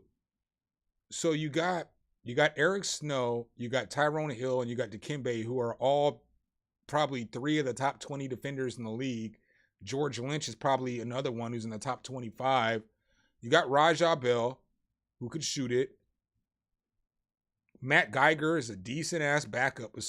Matt Geiger and Todd McCullough are fucking solid-ass backups, dog. And Kevin Ollie's fucking solid, too. He had a good career in Phoenix after this. Him and Rajah. I mean, they have a decent roster. I'm not saying it's great, but bro, the Eastern Conference roster was whack, you know? And yes, they couldn't beat Shaq and Kobe because it's Shaq and fucking Kobe, you know? But one thing I always bring up about this AI-led team is people try to make it seem like Kobe is what changed the series because Philly won game 1. But oh shit, y'all can't see none of this shit I'm showing y'all. Damn, I ain't got the screen on. But Allen Iverson played just as good with Kobe guarding him as he did when Tyronn Lue was guarding him. It was the rest of the team that didn't do well, you know? So like when you look at Allen Iverson's numbers in his final series, he still averages over 30 on Kobe.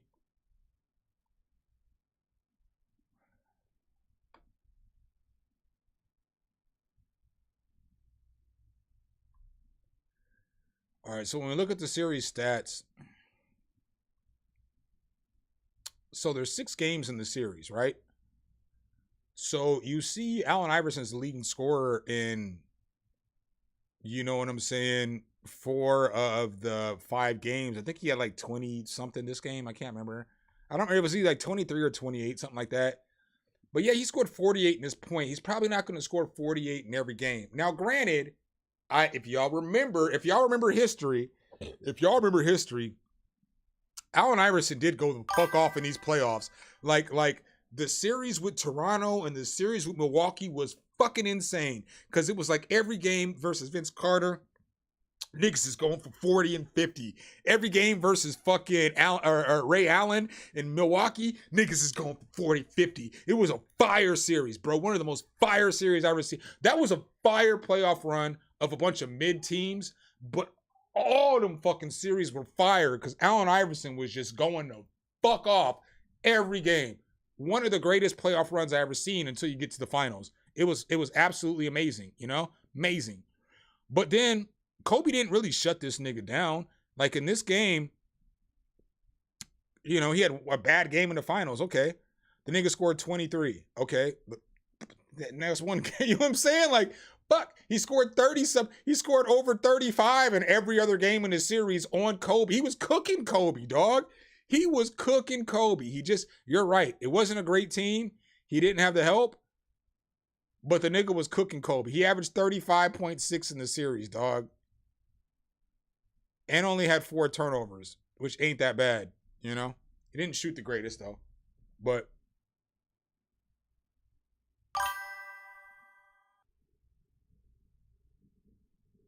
I don't know about that shit, dog. I don't know about that shit. I don't know about that shit, dog. Because I don't know about that shit. Because Harden's still gonna get his, you know? And maybe if so, like, let's say, okay. Nah, fuck that. Okay. I don't think that an Allen Iverson led team with Chris Paul is up 3-2 versus Golden State. So okay, you may be right because you know when you start comparing eras of basketball and shit like that. But I don't know about that because I think that James Harden, if he started off as AI, would be on more of an AI trajectory. You know what I'm saying? But I don't know, man. I don't know about that. I think that because Allen Iverson played with fucking a sick ass Denver squad and couldn't get out of the first round of the playoffs. You know? Like Allen Iverson played with Carmelo fucking Anthony and couldn't get out of the first round of the playoffs. So these niggas lost. I mean, it was the Spurs, but should have had a better record. You know what I'm saying? Allen Iverson played. This roster is sick too. This roster is sick, nigga. Sick. This is a fucking roster.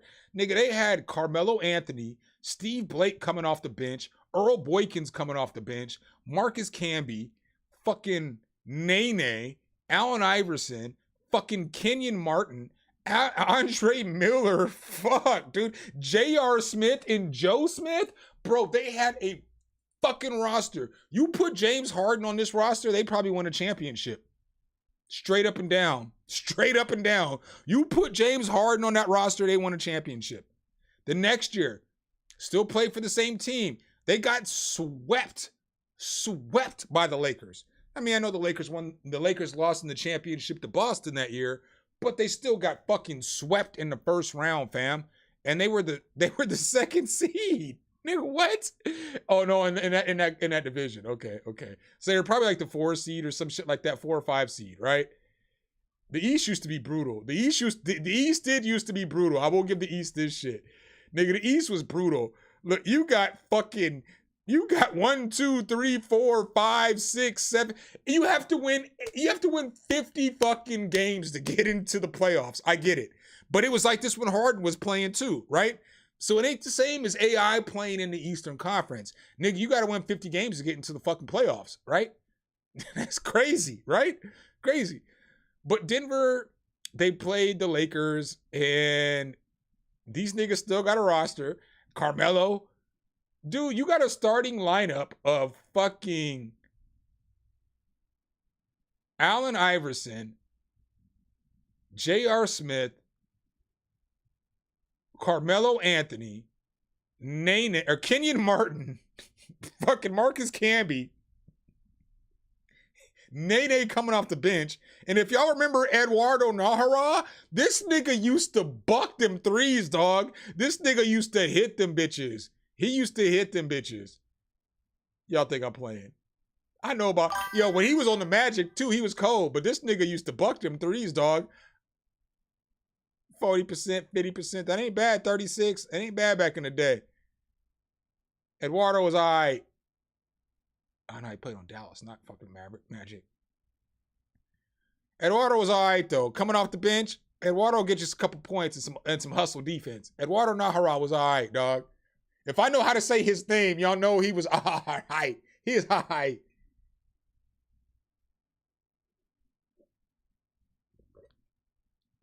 No, I get that, Obi-Wan. I wouldn't argue that point either. But the same thing goes for every roster. You know, when you're looking at rosters. Yeah, so let's get to y'all's music. I have talked about basketball for an hour and 24 minutes. My bad, y'all. Y'all know I be talking sometimes. I gotta piss one more time too, though. I don't know what's gonna piss y'all off. Maybe that's what I should do on Thursday. Is just be like, sports stream, who wants to talk sports? And then we just talk sports or something. Cause like, I know some of y'all like the shit. Some motherfuckers don't like the shit, you know? But maybe put a 1 in the chat if I should do a sports stream once a week instead of cook up. We'll still do we'll do that Thursday, and then Friday we'll still do the collab stream.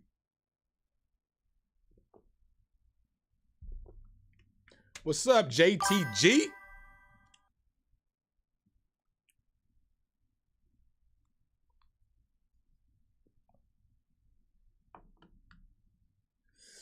Because I think y'all can tell.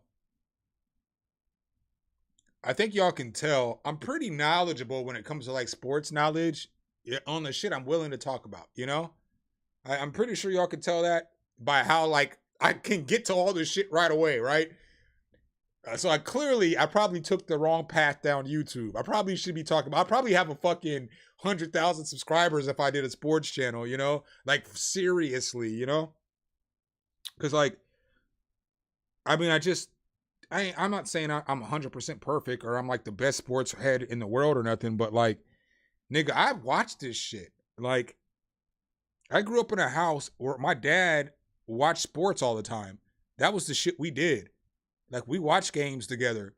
Like, he got all the boxing events. So we watched all the pay-per-views. We watched UFC before that shit was popular. We watched everything sports related. So I grew up in like an environment like that. You know? What's up, Larry Belafonte? What's up, bro? I ain't seen you in a fucking hot ass minute, bro. Let me give you one of these. Oh my God. I be selling drugs in front of the building. What's up, brother? Good to see you here, man. Yeah, man, I'm a boxing fan. I be telling y'all, yo, you don't be here, Tone Stepper, but I'm from Omaha. Well, I mean, I was born in Illinois, but I lived in Omaha for like 30-something years. I know Terrence Crawford. That's my guy. I mean, we ain't best friends, but I know that nigga. He used to come to my shows and shit. I know that nigga. He cool. He cool. Terrence Crawford is cool with me. That's my guy. We friends on Facebook and shit. That's my guy. I know boxing, bro. I don't really want to.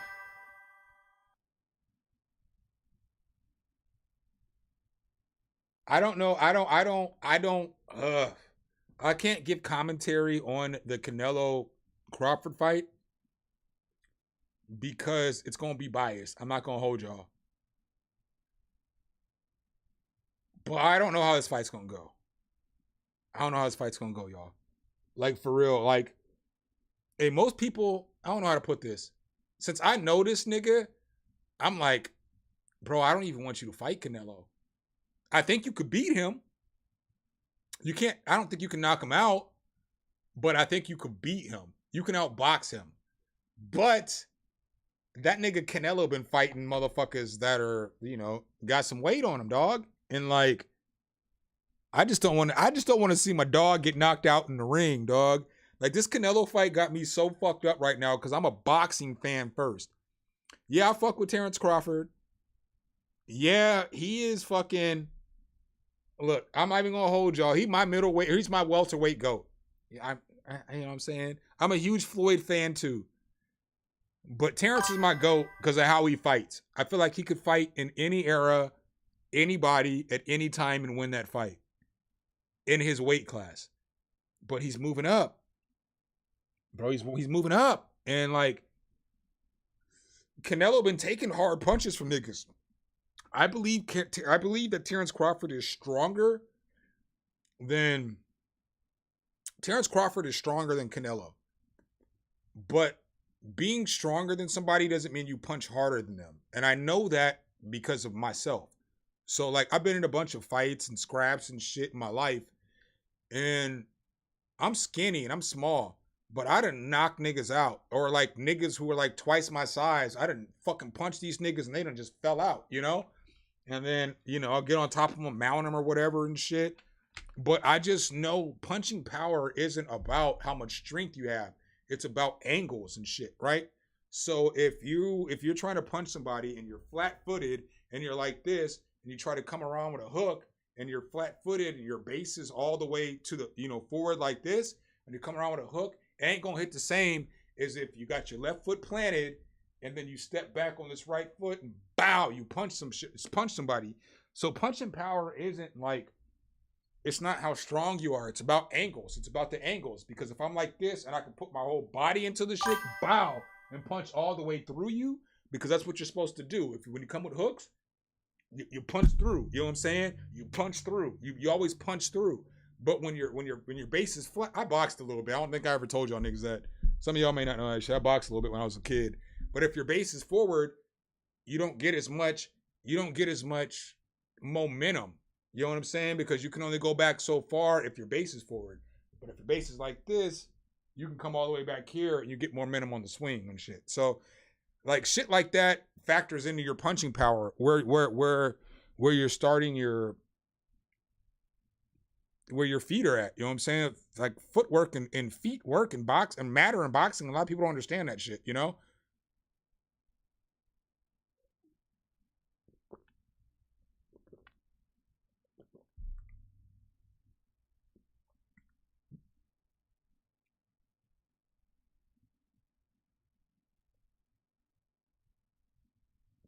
Yeah, Bud's a beast, dog. Bud's a beast. Oh, y'all think I'm playing? Y'all think I'm playing?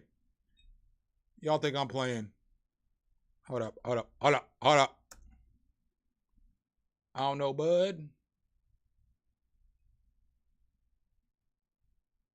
Hold up.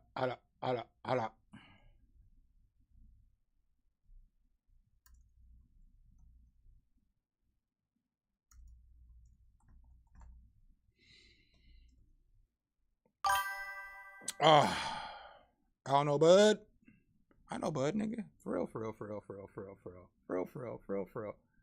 what I'm saying? You see this shit. You see what they say over here. I know this nigga. 66 Mutuals, because we from the same city, nigga. I was a huge promoter back then. I know this nigga. For real. When I be telling you I know this nigga. For real. Yo, the worst thing that I ever did in my life, though, oh, man. Y'all niggas hold me accountable. Yo, I went to Omaha. What was the week after he beat Errol Spence, and I was so drunk I couldn't go to the parade. I was so mad, nigga. I was in Omaha. The only week I've been in Omaha in like 5 years was the week of the Terrence Crawford parade, and I didn't go to the parade because I was too fucking drunk, because I don't drive like that. And the girl's house I was staying at, she was like, just take the van. And I said, bitch, you told me you was going to be here. I've already taken shots. I was ready to go down here to lit. And she was like, I'll just take the van. And I was like, I can't take the... Damn, nigga, I ain't bleeding. I have cut my finger somehow.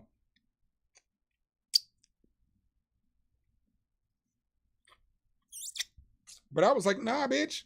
I'm not driving. I got DUIs. I'm done with them.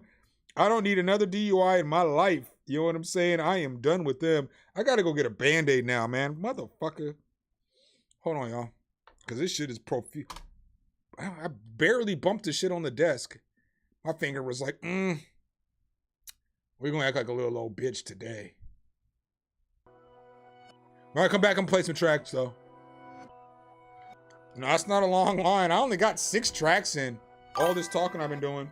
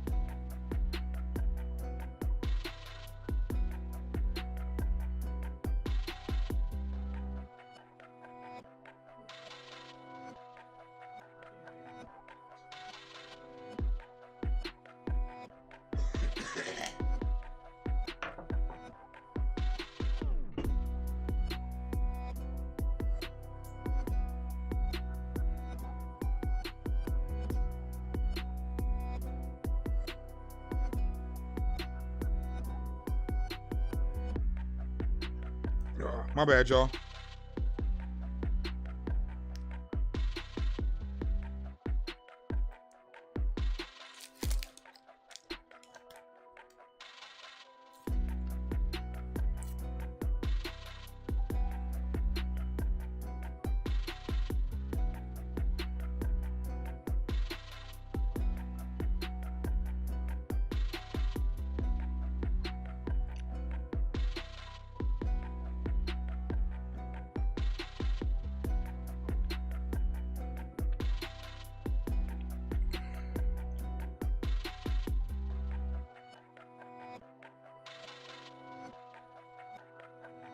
Oh, were you chatting with Peter McNeely?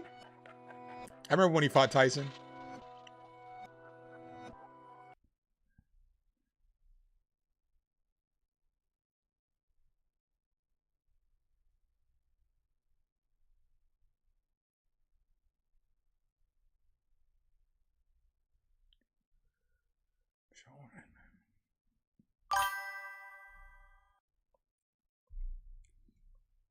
I remember one time I used to hang out with this dude. I used to live in this trap house, right?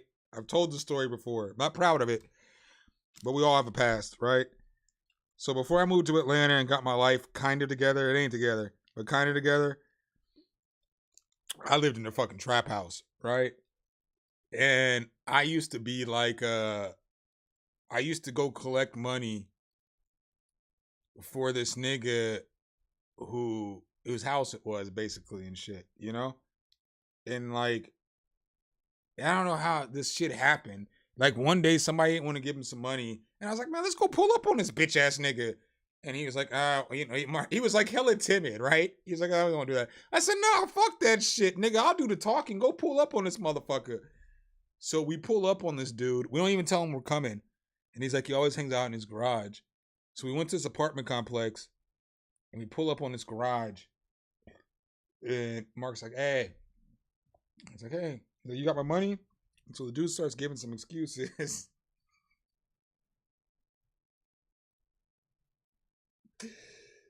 I shouldn't be proud of this. I'm not proud of this. I walked over to the dude and I was like, bam! I just slapped the dude out, slapped the shit out this dude as he was talking and giving this dude Mark excuses.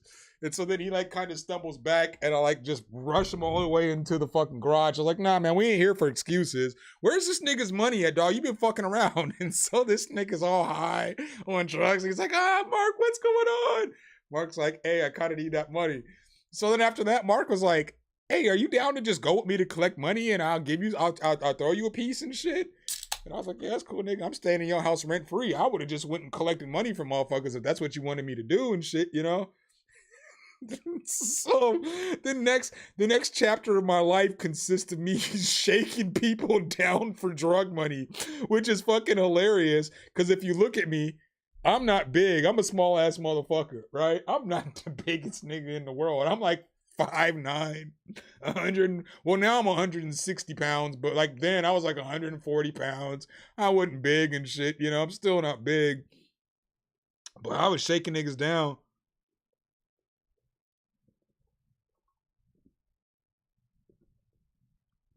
All right, let's get to some music. Oh, I don't even remember how the story got to that point. Y'all let me drink like 4 beers and a shot.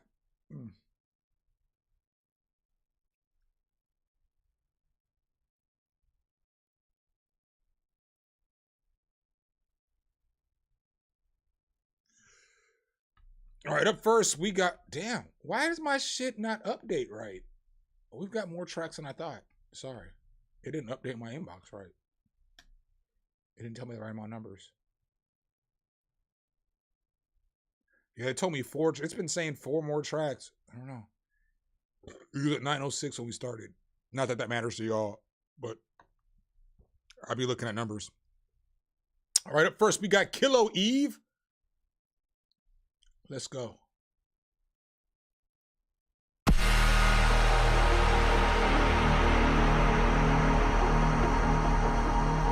Sarah's on this track, or did you sample something Sarah did?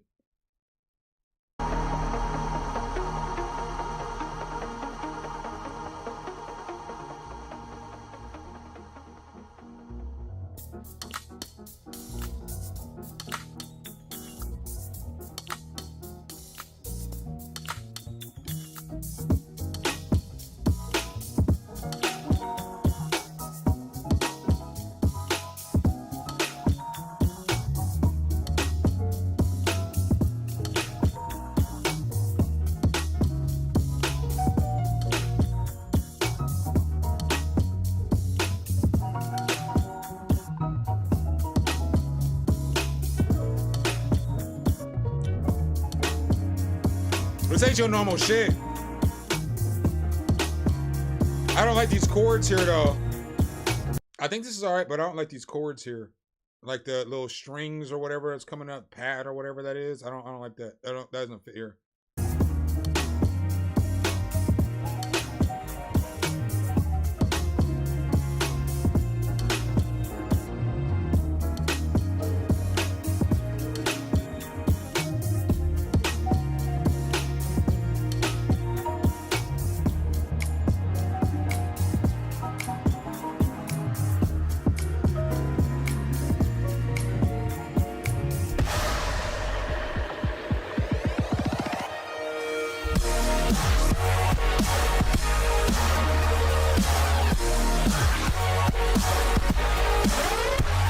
Nigga, this shit right here. Nigga, this shit right here, nigga.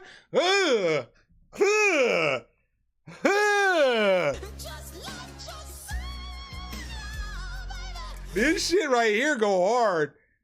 I want to hear that drop again. That shit go hard as fuck.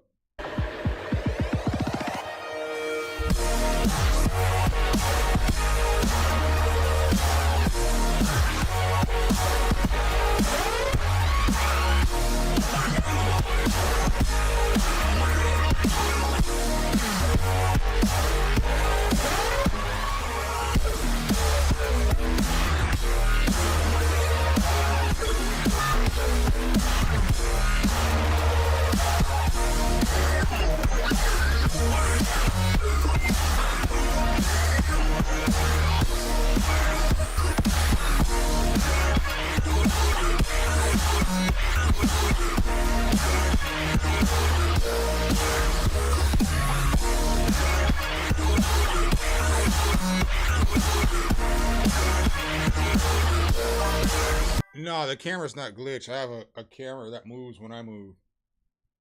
You know what I'm saying? So it like detects my face and shit. So yeah, when the camera's gonna move.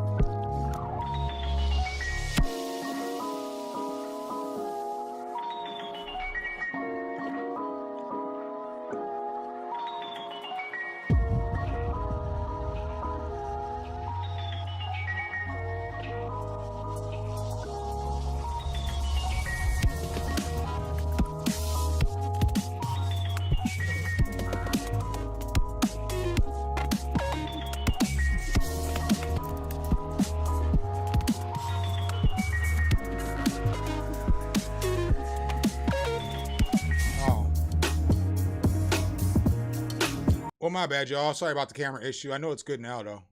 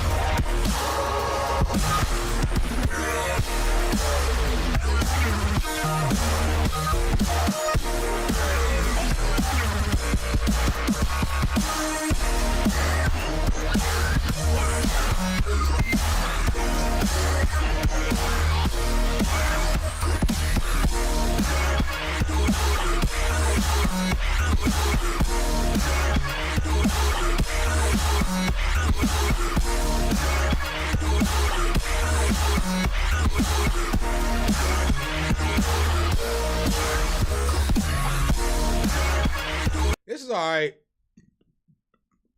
I really like from like here to like right about here. It's You can't see that shit, huh? I really like about right here to about right here. I think that shit's fire as fuck. I think if you could just figure out a way to cut out certain parts, this build up to about right here is fire as fuck. That's all you really need. You don't even need that last drop. Not a bad beat though. Good mix as always. Your shit always sounds good when it hits my earwaves. I'll give you one of these.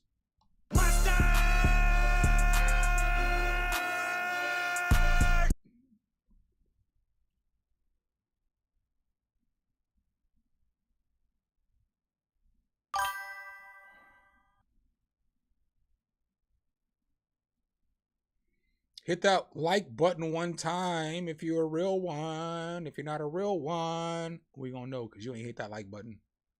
All right, up next, I got Ed Wally, a.k.a. E.D.U. Garcia de Parodies Nuts. Let's go.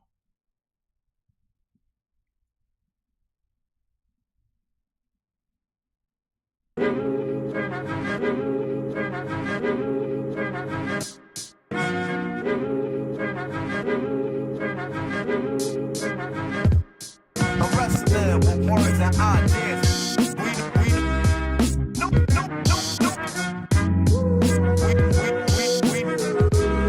I'm wrestling with words and ideas.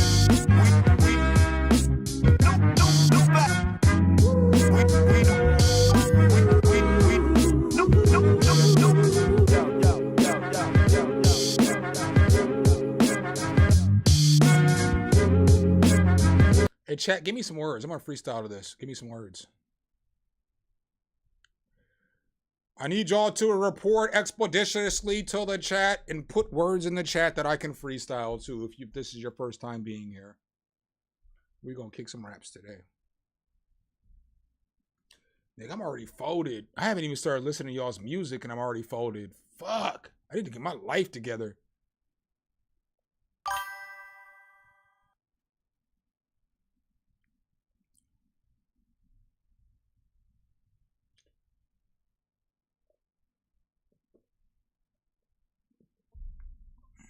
Let's go.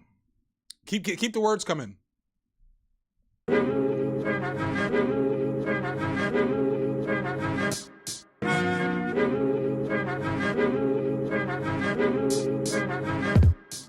wrestling with words and ideas. Gotta get more words. I'm wrestling with words and ideas.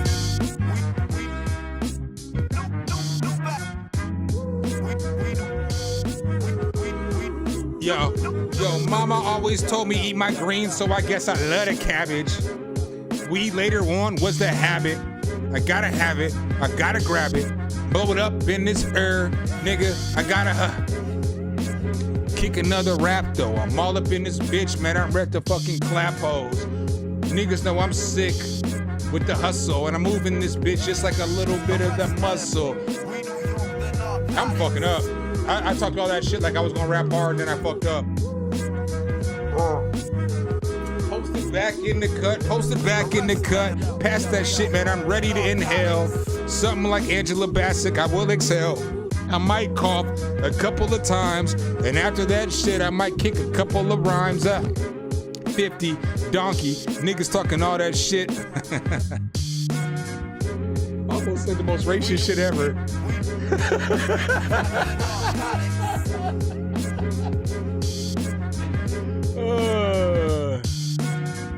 What's up, bars? Yo, check. Yo, niggas know me. Word to life, word to trife. Niggas is talking hella shit, but you don't want no strife, nigga. I'm been a hustler. I live that street life, and I don't really care, nigga. I'm coming through at high heights. Man, I hustle hard the way I hustle. I told y'all niggas before, I move it like it's muscle. I'm about to make a trip, and on that trip, I'm about to pull up and make a grip. But how I'm about to make a grip is I'm about to slang no, and now I really care. Niggas talking shit, they bang, bro. Nigga, I ain't in no gang, no. well, I don't really care, nigga. How the fuck y'all hang though? I'm out here with all my brothers, my brethren, and I'm still coming through. Next, I'm known for Severin. I'm McNeely, I'm McNasty. Now fuck that, I knock niggas out cause they trashy. I hit them like Tyson did McNeely. You feel me? You feel me? A real G. I kill these. Come on, man. I was about to go. Sorry, the first half of that shit was absolute trash, though. I mean, I'm not gonna hold y'all. Maybe I won't rap tonight. Maybe we'll hold the raps to myself tonight.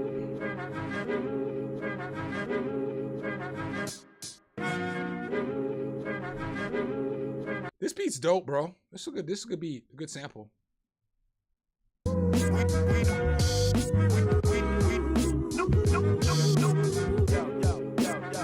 You could probably leave the vocal boxes out of there though when you send it to an artist because they can't rap over that shit.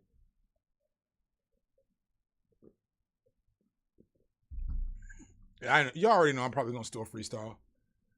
Not every freestyle is gonna be great, and I apologize. You know, it just is what it is. Zavona submission for live stream. Let's go. Back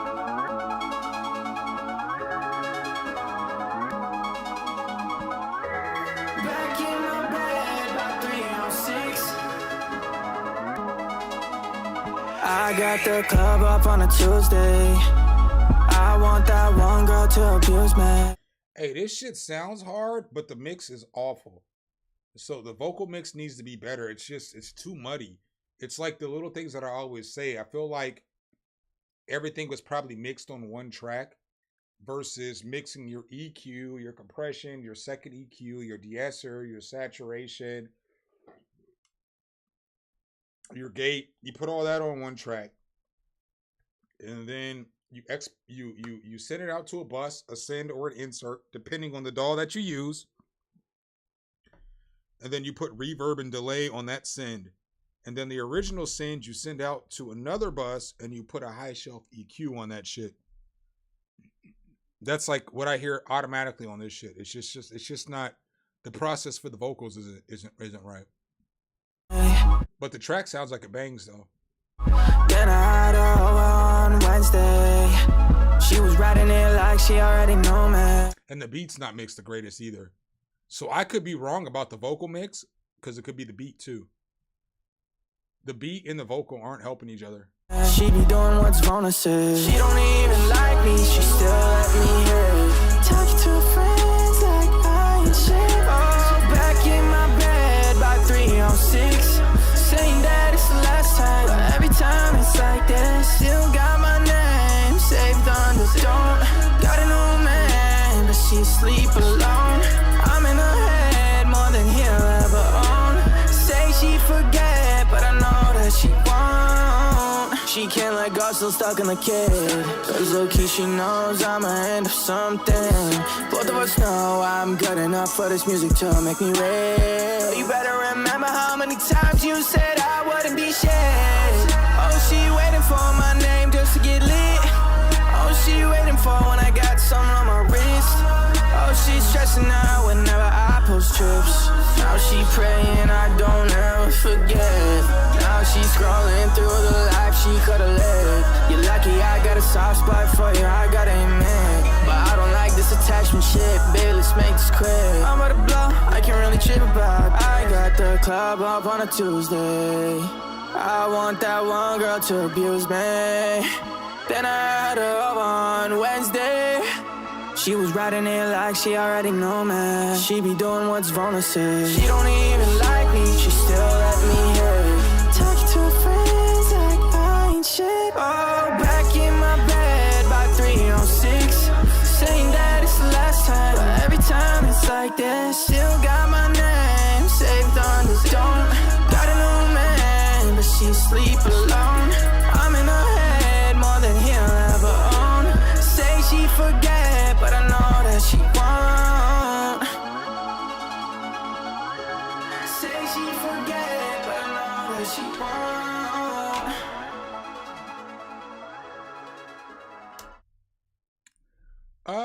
I mean, I think the track is straight. I think the track works. I just think it needs a better mix. I do think the track is fire. Niles, what's up, girl? What's up, my boy? Has been forwarded to voice. Fuck that shit.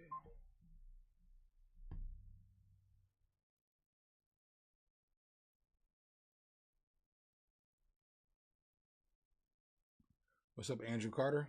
Damn, I gotta piss one more again. I'm gonna give y'all this again. Back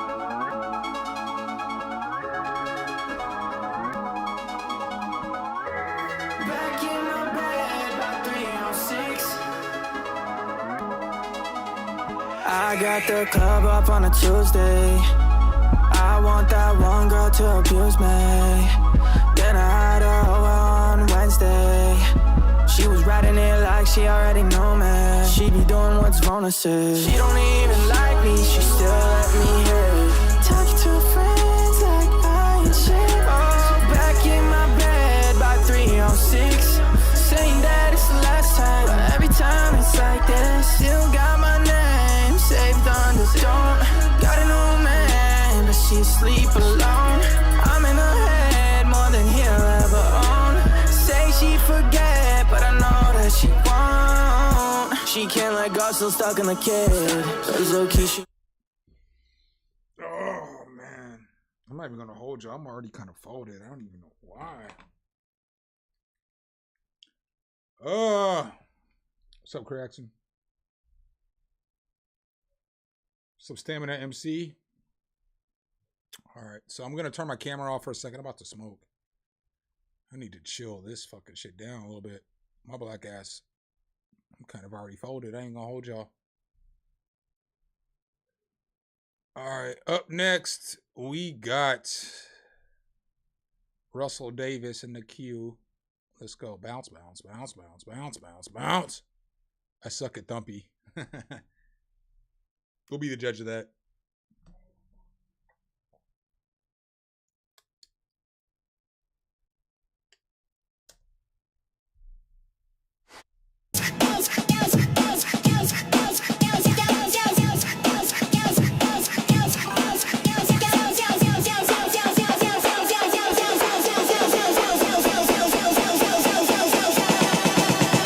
Let's bounce it. Bounce it like that.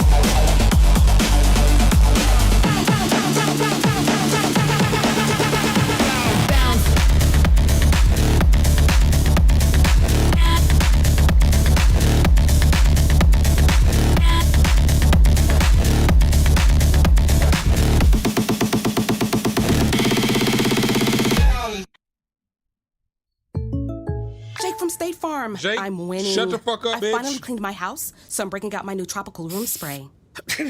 This beat's all right. It got better as it continued to progress. Because at the beginning, I was like, I don't know if I fuck with this shit. But, you know, around here-ish. What are we doing?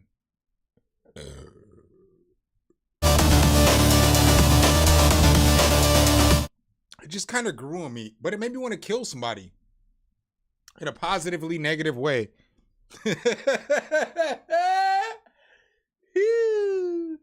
In a positively negative way, it made me want to kill somebody. It reminded me of a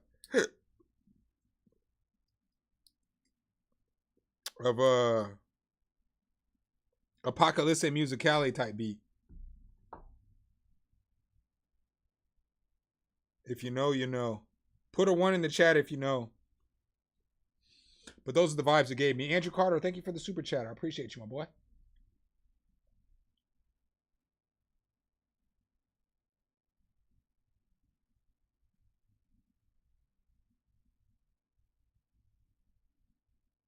I already know.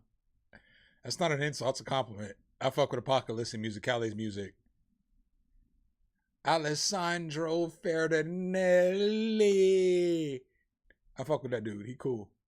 He'll always be around.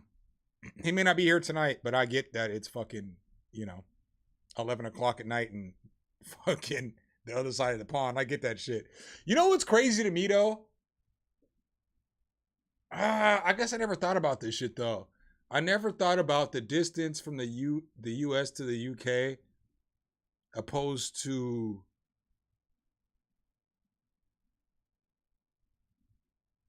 time divisions, I guess it makes sense. I guess if in the summertime, if it gets dark at 9 o'clock at night everywhere, it should be the same time everywhere. The world is weird, dog. Time is weird.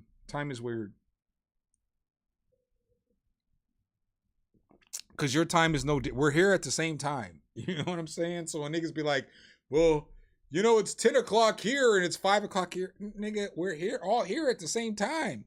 How did time get like this, It should be okay for time to be like, let's say we live in the United States. And at 2 p.m. it gets, no. Let's say we're just on the flip reverse side, right? So we're 5 hours behind, right? So let's say it gets dark there at 9 and it gets dark here at 4. I guess, but it makes sense, though. I guess it makes sense. It doesn't make sense, though. Because then niggas would have to get up at fucking 5 o'clock in the morning. And I don't know. They should figure out time better. Fuck these niggas. You feel me?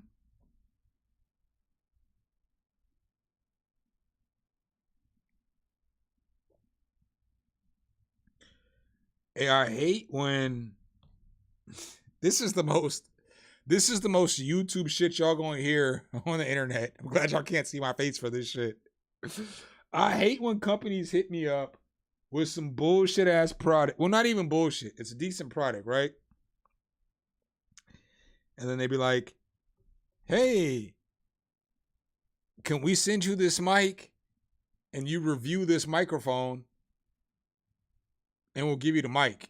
And I'm like, nigga, I got like 6 mics. I don't need any more mics. You want to sponsor the video? You know what I'm saying? I'm going to speak my opinion. And then they respond back and they be like, well, we're going to give you the mic for free.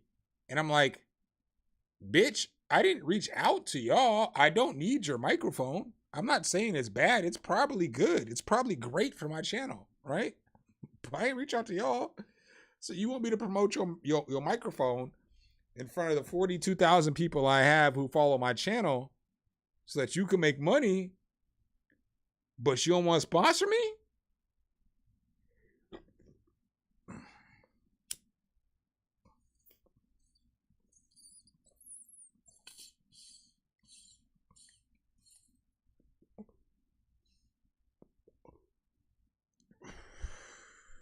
That shit's crazy to me.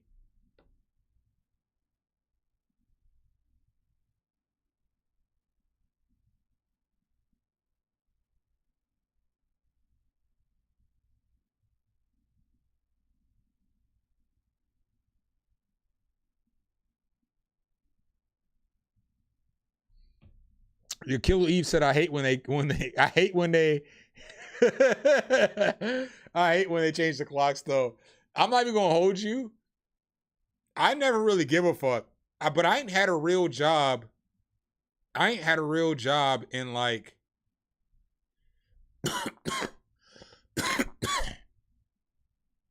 I ain't had a real job since 2017. So daylight savings doesn't bother me. Cause March 15th, 2007, I was running a McDonald's and it got sold. And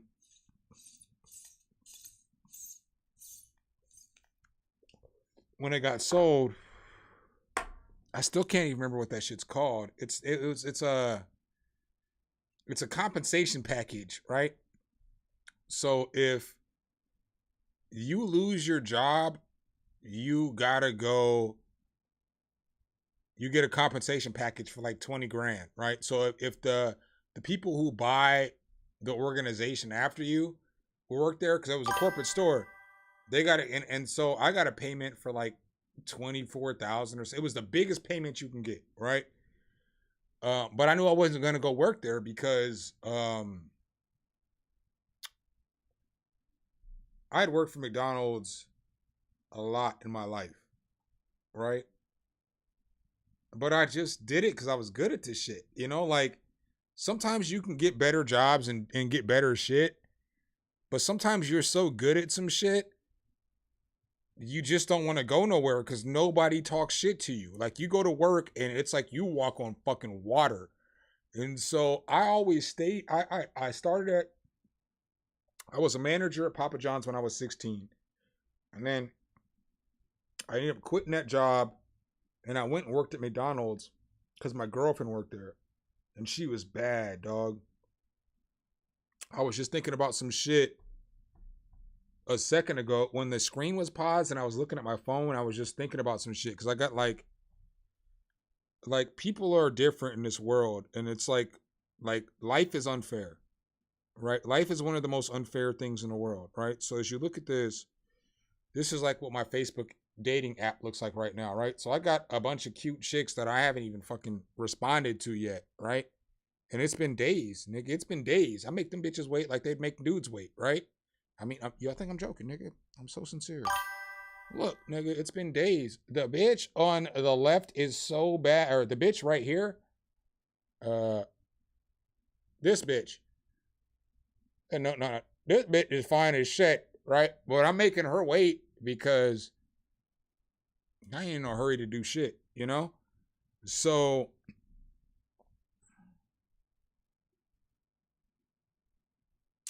I had a factory reset right there. What the fuck were we just talking about before I said that shit about the chicks? So what were we saying? Oh, so yeah, I worked there, but I realized things are unfair, right? And I always try to be as fair as possible because I've always noticed that shit. Like I've always noticed I've always got different treatment than like the people I hang out with. So, you know, I hang out with a bunch of black people, but like I'm the motherfucker they crown as the king of the black people and shit, right? So I ain't saying this to be funny. This is some real ass shit. Like whenever I'm in a group of black people, or white people, or Mexicans, or Asians, I'm the motherfucker they don as the king of the group because I'm easier to talk to. I got a nice smile. Normally I don't wear glasses. I'm just wearing them now because I don't really give a fuck anymore. Like I don't want to be a pretty boy. So like a lot of what y'all see on the internet is like me fighting myself. You know what I'm saying? As weird as that's going to sound, what y'all see is me fighting myself. Because I don't be like this, like, stuffied up person. Like, even though I was, nigga, for years, I was people's bosses, all I did was crack jokes and talk shit all day. That's all I did. But motherfuckers like me, you know? And since people like me, they work harder for me. You know, if you like a motherfucker, you're less likely to steal from him. If you like a motherfucker and he makes work more enjoyable, you're probably going to work harder for that motherfucker so he don't got to cuss you out. And so, like, common sense shit has always been shit that's always taken over my mind. Like, if you treat people good, they going to treat you good in return. Yeah, there's going to be some bad apples and there's going to be some actors and shit. You're never going to be able to get that out of there. But if everybody hates you, your store gonna run like shit, bro. Because nobody likes you. They don't give a fuck. But if everybody loves you, your store gonna run good because these motherfuckers give a fuck about you. They're like, damn, we can work hard and keep CJ here, or we can be pieces of shit, get him out of here, and then the next store manager gonna fire all of us, right? So like there's levels of shit that people don't think about when it comes to management, man. If my people, at a bare minimum, if my people just like me, I'm going to do a better job than a normal general manager. So I ain't soft. I'll fire a nigga in a heartbeat, nigga. I'll fire a nigga faster than I can fart, nigga. I will fire a nigga faster than I can fart. But if you do good by me, I'll do good by you. I'll make sure you get your raises. I'll make sure you get your hours. I'll make sure you get your time off. You come to work and work hard for me, I'll work hard for you, you know? And I think that's why I was always good as a manager, is because I always thought, if you come here and work hard for me, I'll work hard for you. You know what I'm saying? Like, if you got an issue with some other motherfuckers or whatever, I'll fix the shit. If you the best motherfucker here, fuck them. They can go somewhere else and work. I'm going to try to keep you here, you know? You like 3 employees. Fuck them. So like I always got love from my employees. I always did, you know, a great job and shit. So I say all that to say I've been drinking and I forgot what the fuck I was talking about originally. So here we are in this awkward moment. I guess I'll go back to playing music.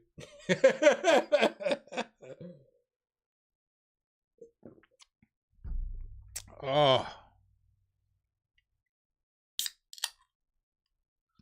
Yo, common sense isn't common sense anymore because people don't live real lives.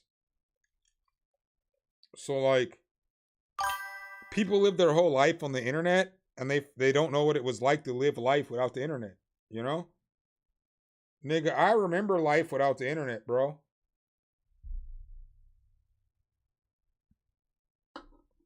Don't say some shit that you don't want to get punched in the mouth for. That was life before the internet happened, right?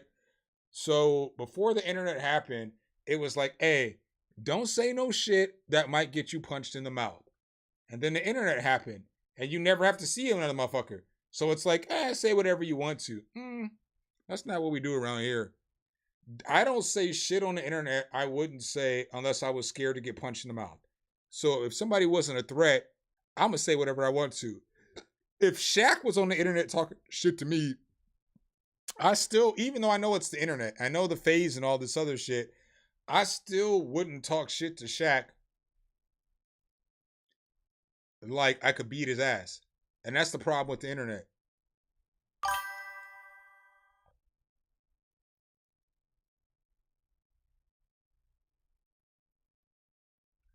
That's the problem with the internet, brodies.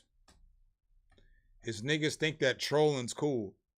Bro, again, I'm not a big man, but people don't disrespect me and come at me sideways in person. You know, like, I don't get a lot of interactions where people are coming at me thinking I'm like this fucking little weak ass dude, right? But on the internet, motherfuckers think they can talk to anybody like they're some little weak ass dude because I'm not going to see you. And it's funny. Ha ha ha. Okay, nigga. I swear to God, if I ever see you though, if I ever see you, pop, pop, nigga. You know what I'm saying? Like, they flying, nigga. They flying. And they fucking flying, nigga. They flying.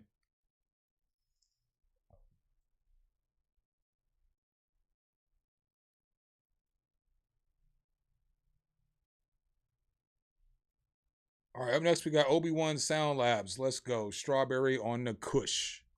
Strawberry on the Kush.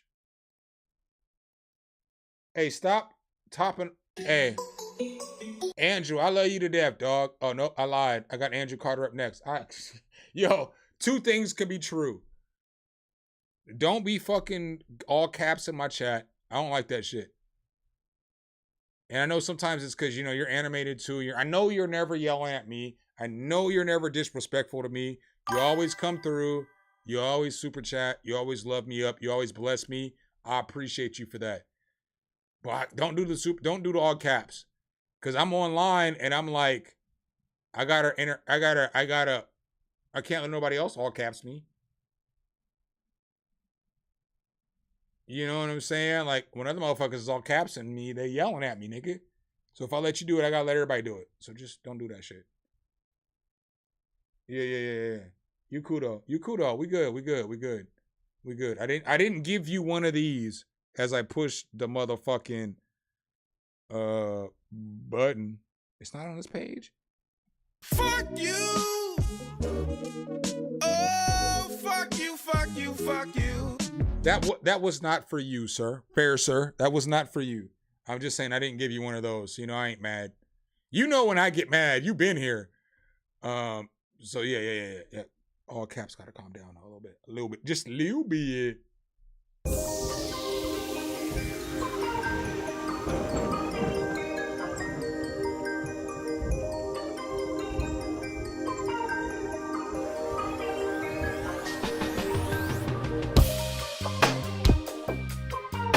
Great drum break.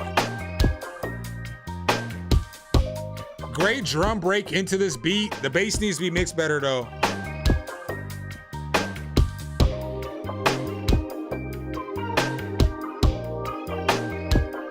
Yo, and then you got a trap drum. You got a trap drum with a jazzy beat. You got to go find a boom bap drum or a lo-fi beat for the kick. You got to find a different kick.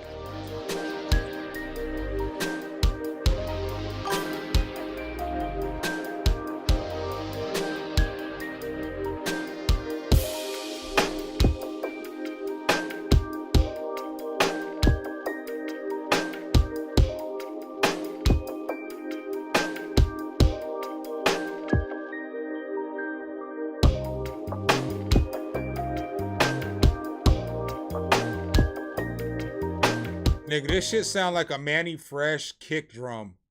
It doesn't work with this beat. It's just what I hear. But I like the elements though. I like the groove. I like the arrangement.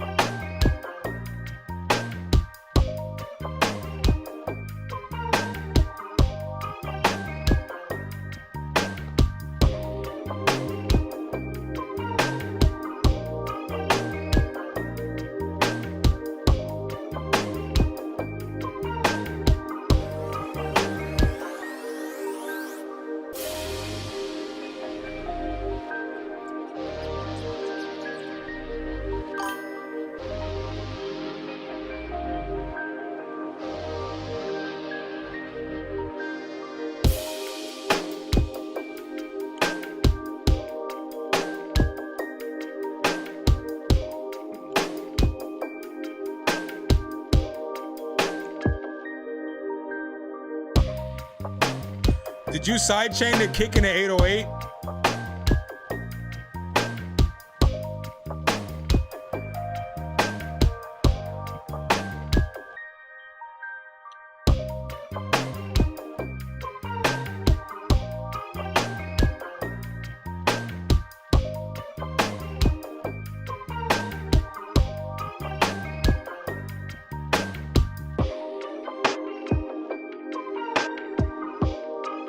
So the reason I asked about the sidechain of the kick in the 808 is because it sounds like when the kick and the 808 are hitting, it sounds like the kick is hitting before the 808 like it should, but it sounds like, so if I use,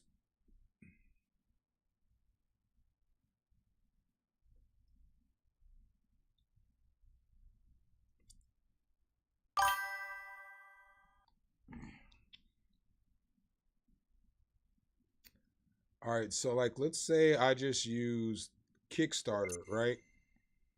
So like, let's say I had my kick here, my 808 here, and then I sidechained my kick to this 808, and I added a kickstart. I'm just telling you what it sounds like as I'm listening.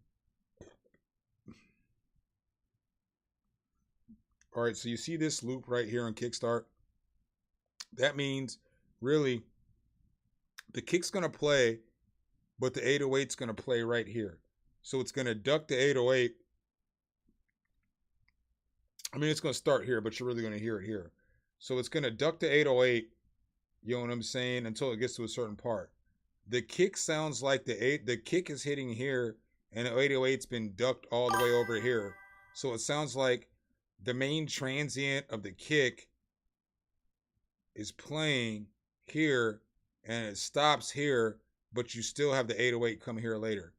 And listen to what I'm saying, because it's like it's not a clean hit with the kick and the kick and the bass. Not 808, sorry.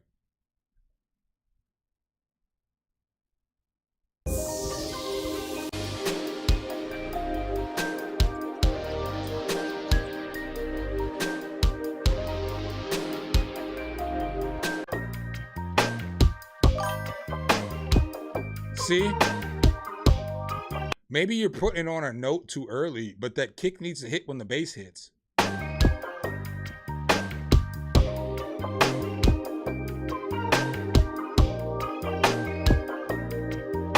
It's one of them hits. One of them drum hits is off too, but it might just be the drums that you're using. Because it's giving me like... I ain't trying to tear you apart, bro. I'm not even trying to hate. I think the beat can be fire. But it's giving me like... It's giving me UGK vibes with No Limit beats. And they don't go together. Just because it's the South doesn't mean it's the same sound.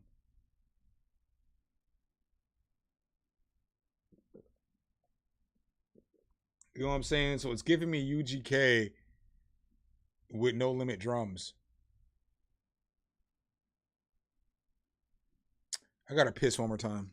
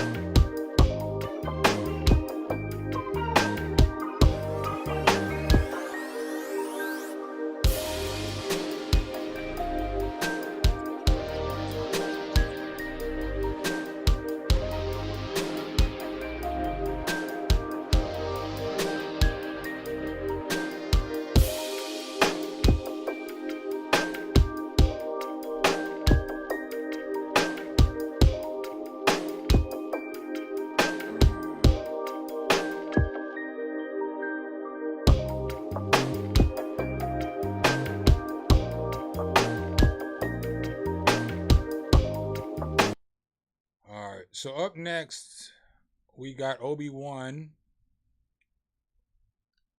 with Strawberry Kush. The Kush of Scrawber. The Kush of Scrawber.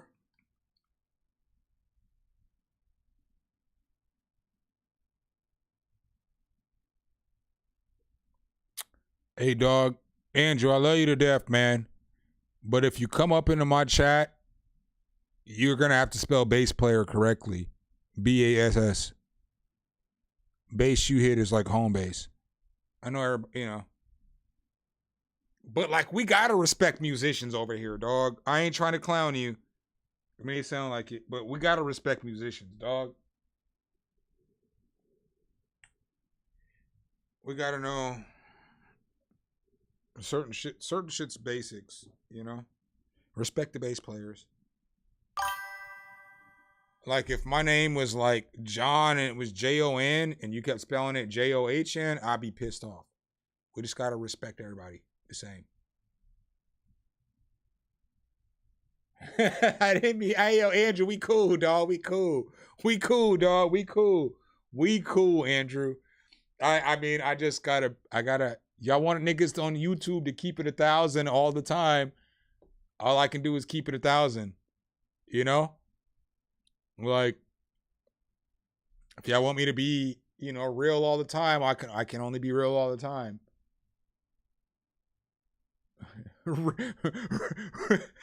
Stamina MC. Respectfully, with love. Fuck your life. No, I don't mean that. I don't mean that, Andrew. But I know how that shit could seem on the other end of the computer.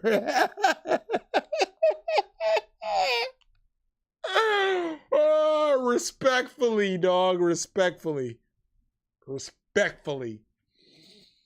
Uh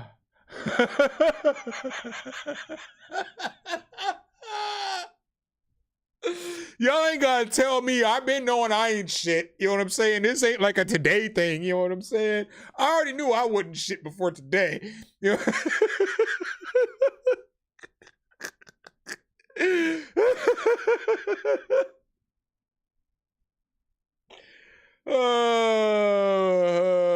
Fuck. Oh, man. Oh. I got some right here. Right.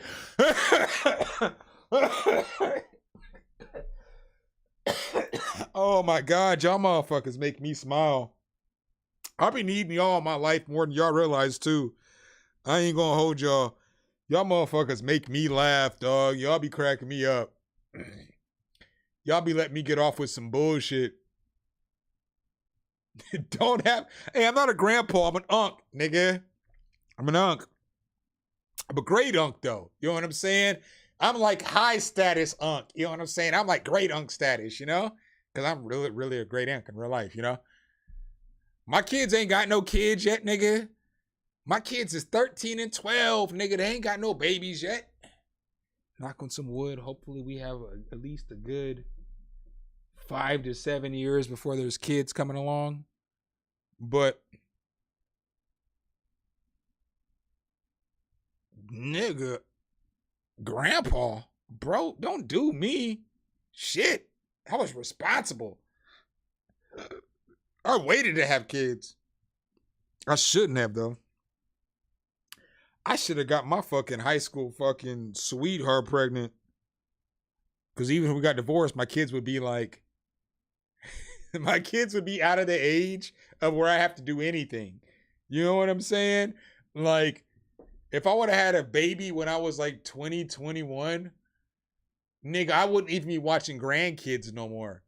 You know what I'm saying? Like, my grandkids is out of diapers. And even if I had to watch them, it's all right.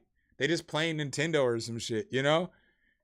But shit, I ain't ready to be a grandpa in my 50s and be changing diapers. I don't never want to change diapers again. I wish I would have had kids earlier so I'd be done changing diapers. Because if I was a great grandpa, that's another, you know, another 10, 15 years out. I ain't changing no fucking diapers. I'm not even watching kids. My kids are watching, you know what I'm saying? They're kids. I'm done. I have, you know what I'm saying? I beat the system. I'm done watching kids. You better call your mama. Shit. You got me fucked up. You know? I babysitted y'all. It's her turn.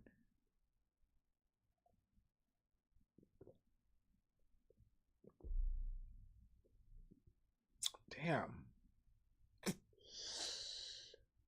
Y'all want to do a long stream tonight? Put a 1 in the chat if y'all want to do a long stream.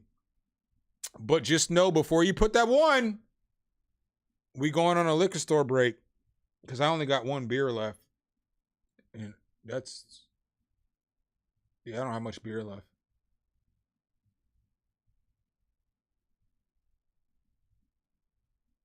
Yo, you know what's funny, Kilo Eve? I was thinking to myself, like maybe 4 days ago, as I was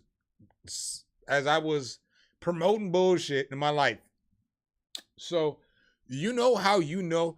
We should have knew we were cooked on the internet in 2010 and 2011 when hide your wives, hide your kids. That whole era came out. We should have known we were cooked. Why? Because this shit came out too. Nigga, and I bumped this shit out this shit. I bumped the fucking shit out of this shit, right? This shit right here, nigga. This shit right here, nigga. This shit right here, nigga. We was about to resubscribe to. This is one of my favorite songs. Now, disclosure, this is a meme song. I haven't liked, oh, that's because new profile. Nigga. This is one of my favorite songs. Young Hummer. But this is the same era, nigga. Baby, won't you show your These niggas came out with the most egregious songs ever, dog. This shit's 14 years old. This shit literally came out like 2011-ish. I remember when this came out. Hey, cause like my fucking ex-wife, hey, the shit we did at our house, I hate that bitch and I love that bitch so much. You know what I'm saying? Like, my ex-wife, I mean, I get it. She had never been in no relationship before. And she didn't really know how relationships work, you know? And then we get together, we're like 30.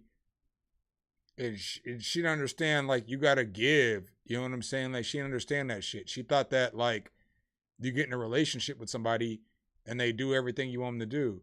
But she didn't understand that you gotta, you know what I'm saying? Sometimes you can't get the results you want, but you know, you gotta push and give, you know? She didn't understand that shit. And I get the shit, you know? Is where she was at in her life. So I ain't gonna talk shit about her. But nigga, she was kind of funny. She was kind of funny. She wasn't funny at all. She wasn't funny when we first got together. But once me and that shit got together, oh my God, she was funny as shit, nigga. Like once she could figure out shit she could say to me, she became kind of funny because she was like, she got my personality. So like what's crazy, what a lot of people don't realize about relationships and shit is that she literally stole my personality. So her personality today is my personality, right? Because she understands, you know? But my personality is literally my ex-wife's personality. I'm not joking. Like, she acts like me. She jokes like me. She talks like me. She didn't know how to crack jokes before she got with me. But then again, and that same shit being said, which is much respectable to her, she figured that shit out. You know what I'm saying? So, like, she figured that shit out. So she was like, this nigga ain't gonna be talking shit all the time. Because she would crack jokes. She'd get me to shut the fuck up sometimes. I'm like, damn, bitch, you kind of killed me. You can come down with that shit, you know? But tis what tis. But back to the conversation that we were having, we should have known the internet was cooked. I'm trying to find this post so that y'all know, because I'm scrolling through my Facebook right now. I'm scrolling.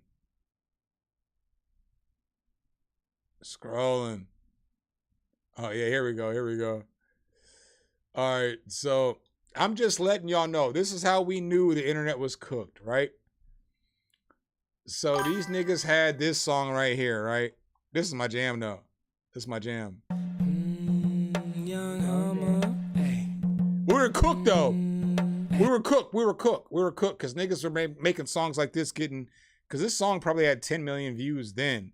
It ain't got the gang since then, but nigga, it's still my jam, bro. It's still my jam, nigga. Maybe it only had 3 million views back then, and that was a lot back then. I don't know. Nigga, this is my cut. And this song is trash. Hey. Hey. Tommy Scratch Big. Hey, little lady, how you feeling? It's Hummer Boo at the crib, just chillin'. Trying to figure out what I'm gonna do today. How about you throw on something sexy and come my way? I got a treat for you and you're gonna like it. I hear those giggles, go ahead and get excited. You say in bed that your man is a lame guy. Having sex with him is just like watching paint dry. Damn, I really hope that ain't true. But if it is, here's what I'm gonna do for you. And when you get here, I'm not just gonna bang it, I'ma smash it too, so let's just say I'm gonna sing it. Let me sing it, girl. Smash it and bang. Let me smack it, girl. Smash it and bang. Let me smack it, girl. Smash it and bang. Come on, nigga. Let me sing, girl. Smash it and bang. Let me sing, girl. Smash it and bang. Let me sing, girl. Smash it and bang. Hey, come on. F. Dot said. let's get crazy. Hope your muscles warmed up, you can't be lazy. Get loose. This is what I like to call smash bang fusion. Gotta focus, mama, you don't wanna get a cooch contusion. I like to mix it up. I like to beef stuff. I like to start slow and then I beat it up. You should be cautious. Don't be scary. I'ma have you looking like a wild thornberry. The locals got you dry? Well, let me be your tourist. And I'll leave your body feeling like a rainforest. So let's get it poppin'. Tell me, can you hang? Then let me swing it, baby. Smash it and bang. Let me swing it, girl. Smash it and bang. Let me swing it, girl. Smash it and bang. Let me swing it, girl. Smash it and bang. The way I work that kitty gonna make your heart sing. Let me swing it, girl. Smash it and bang. Let me swing it, girl. Smash it and bang. Let me swing it, girl. Smash it and bang. The way I work that kitty gonna make your heart sing. Hey, Flossy, known across the nation. Smashing songs is my favorite combination. Kiss it to your toes till you get that sensation. It's the love scene, baby, with no communication. Got mine off. Now to the next location. I need inspiration. Your mouth fixation. Smacking them jaws is my life's aspiration. Floss loves ladies and relations. Love it. Call me Marathon. My game's a song. Call me Schwarzenegger. My sister's strong. I swing it Tarantino from dusk till dawn. I swing it everywhere from the bed to the lawn. Let me swing it, girl. Smash it and bang. Let me swing it, girl. Smash it and bang. Let me swing it, girl. Smash it and bang. The way I work that kitty gonna make your heart sing. Let me swing it, girl. Smash it and bang. Let me swing it, girl. Smash it and bang. Let me swing it, girl. Smash it and bang. The way I work that kitty gonna make your heart sing. Let me swing it, girl. Smash it and bang. Let me swing it, girl. Smash. I know that I like this song more than I should. I'm Look, niggas and niggettes. I know that I like this song more than I should. I get it. But what I'm saying is this is when we knew the internet was cooked. This is the moment. Cause this was like the Antoine Dotson shit. All this shit happened at the same time. We should have known at this moment the internet was cooked. Because this is what I was coming home to on the motherfucking daily. And when I tell y'all my ex-wife, she became funny because she learned like what funny was, right? I ain't trying to talk shit. I ain't talking no shit about that woman. Kudos to her. She does a great job raising my kids. She's a great mother to my children. I have no negative words to say about her. But, nigga, this is what I would come home to, right? This is what I come home to every day, right? Because she got funny, because she wouldn't have never done this shit without me. How you like your eggs? Fried or fertilized and poached, right? Nigga, again, how we knew the internet was cooked. How we knew the internet was cooked. How we knew the internet was cooked. Nigga, we knew it was cooked. We knew it was fried or fertilized. What am I coming to? These two same ass niggas, bro. These two same ass niggas, right? Let Me Spank It's harder to me than this song. At the time, though, when these songs came out, this one was more popular than Let Me Spank It. But Let Me Spank It's got over, it's got almost 2.5 times more views. You've walked in each other's path and learned a lesson that may serve you again. How you like. But you see fried or fertilized? I'm coming home to this shit. How you like your eggs, fried or fertilized? You know what I'm saying? And then she put the red check mark in. This is after we had, we had Adela at this point. So we had my daughter at this point. But this is the shit I would come home to. And I was cool with this shit, I was cool with this shit. But she would have never done this shit because I wouldn't bought the board. She said, "You don't need no board." And she's like, "I don't like that song." But then she started getting like funny. Nigga, just like smile more, Oh, my daughter. Oh, it's my daughter when she was motherfucking like 4 months, nigga.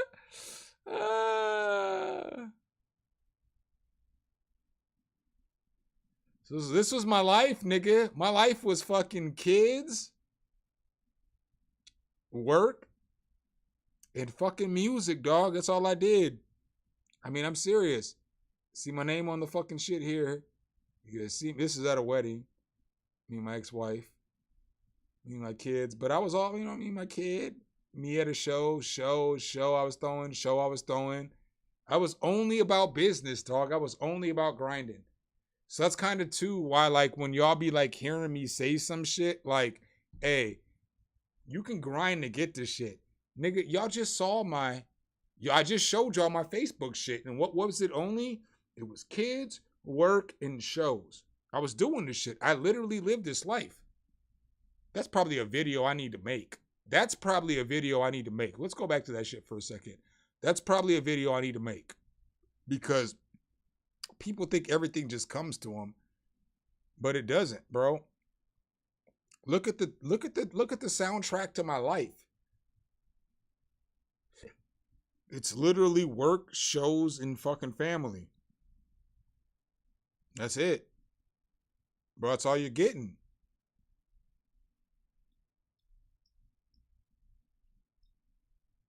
Hold on.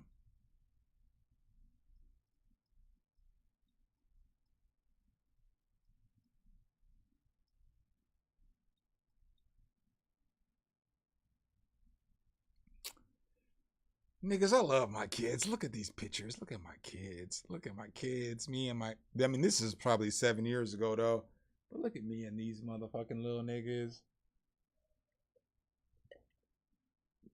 These are my babies, dog. My cousins, family. My ex-wife cooked this shit. My ex-wife bought me this shit. I'm just saying, like... Job, family shit.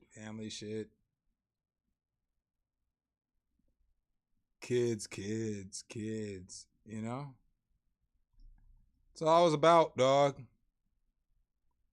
Oh, here's me and Warren Buffett, though. If y'all ain't ever seen this picture, here you go. Warren Buffett used to come to my McDonald's every day and shit. I'm in his documentary. He's got like a documentary for HBO. I'm in that bitch. That's me. And, you know, one of the richest 10 people in the world.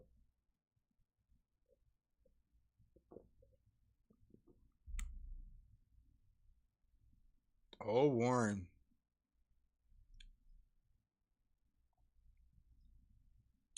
But I mean, you see my shit, nigga. It's all fucking, this is work.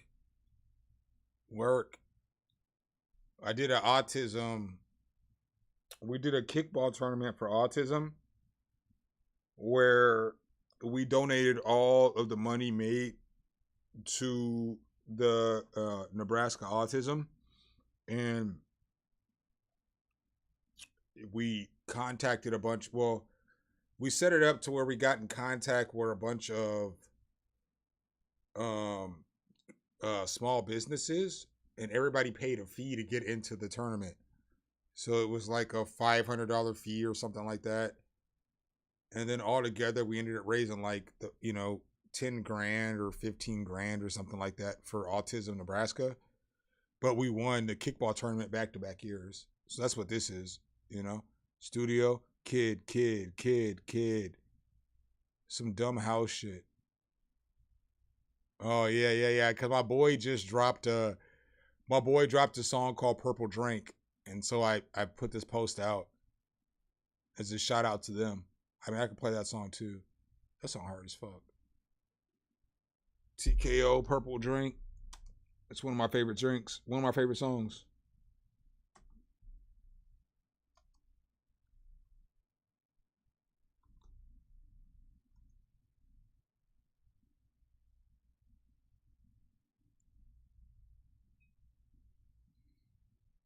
One of my favorite songs.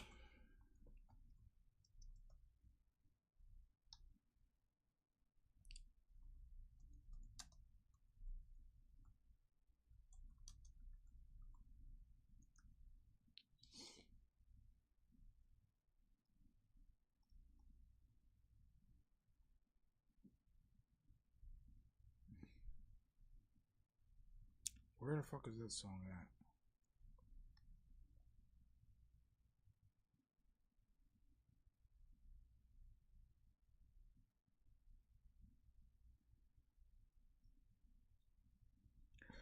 Where is this song at? This song hard as shit. It's one of my favorite songs by this dude. I showed, when I was talking about like shit in Omaha and shit, I showed him, and I told y'all he got like, you know, 20, 30,000 monthly subscribers and shit. God damn it, TKO.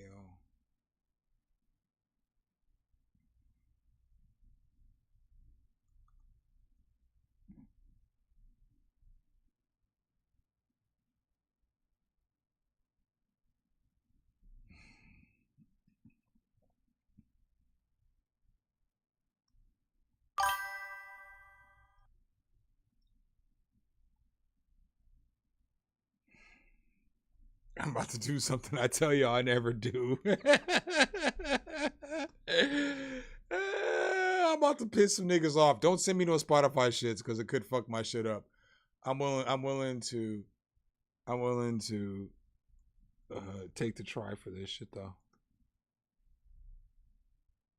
Don't send me no Spotify links though. I'm still gonna hold strong because the shit still be fucking my shit up.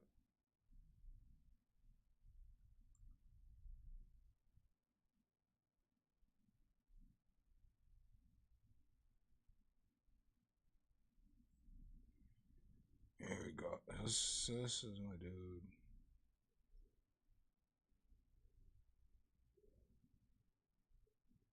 I mean, he's got songs with like Reds and shit. You see, he's got millions of views and shit like that. I just want to hear fucking TKO Purple Drink.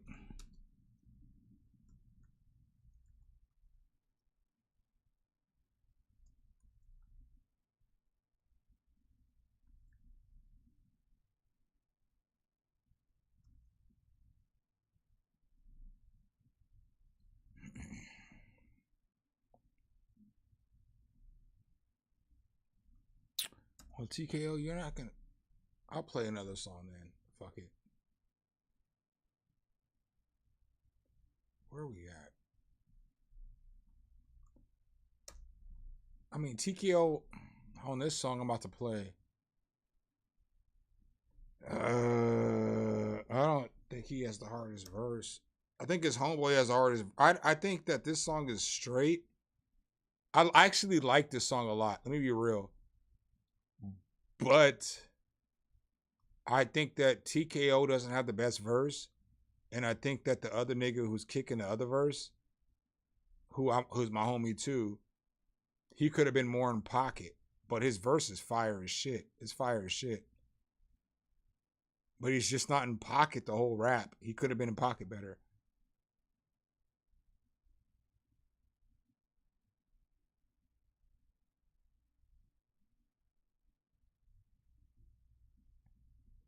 Does he spell this shit like this?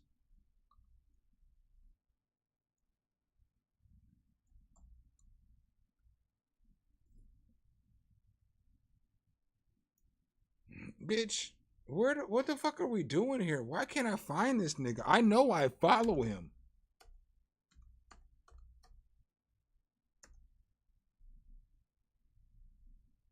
This is crazy.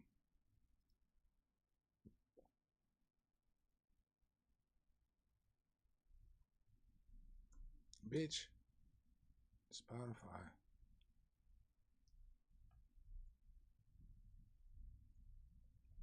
Some of y'all heard TKO though. He's on that Omaha cipher that I spit where I rap first.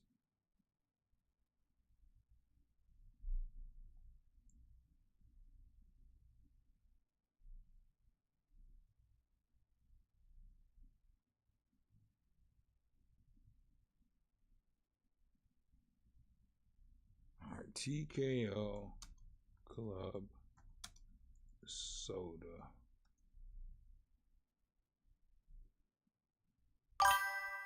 That's not the song I want to hear. We're going to go to the shit I want to hear.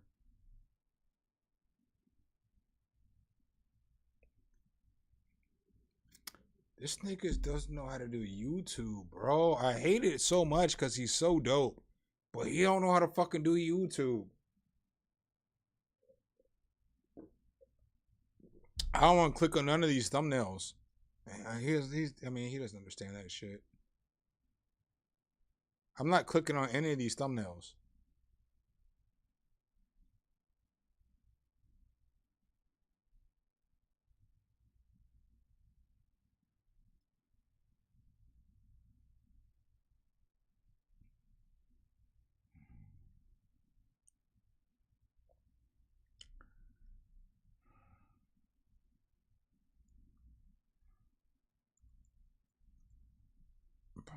Why you don't even have purple drink on here, bitch? What are you doing, TKO?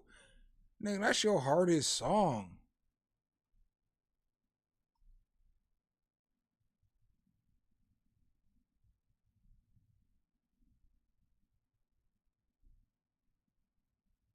This nigga's thumbnails are trash.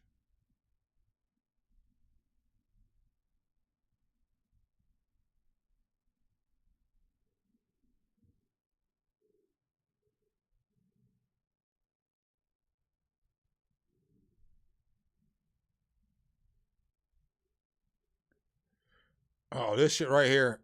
So this shit hard as shit, dog. This shit hard as shit. This shit hard as shit. I'm gonna take my picture out the frame for a second. This shit hard as shit. I'll let y'all catch the video. This nigga be spitting. I'm gonna tell y'all what I think though. But no, that nigga do be spitting though. TNT on the beat. Yeah. This shit like 9 years old, so you gotta take that into account too. TNT. Shitty G. They don't fucking like me, yeah, I heard. So this is TKO, and this is Damage in the background, right? And this is the producer. This nigga Damage isn't that great of a rapper, but on this track, he kind of got TKO, bro. He got you, nigga.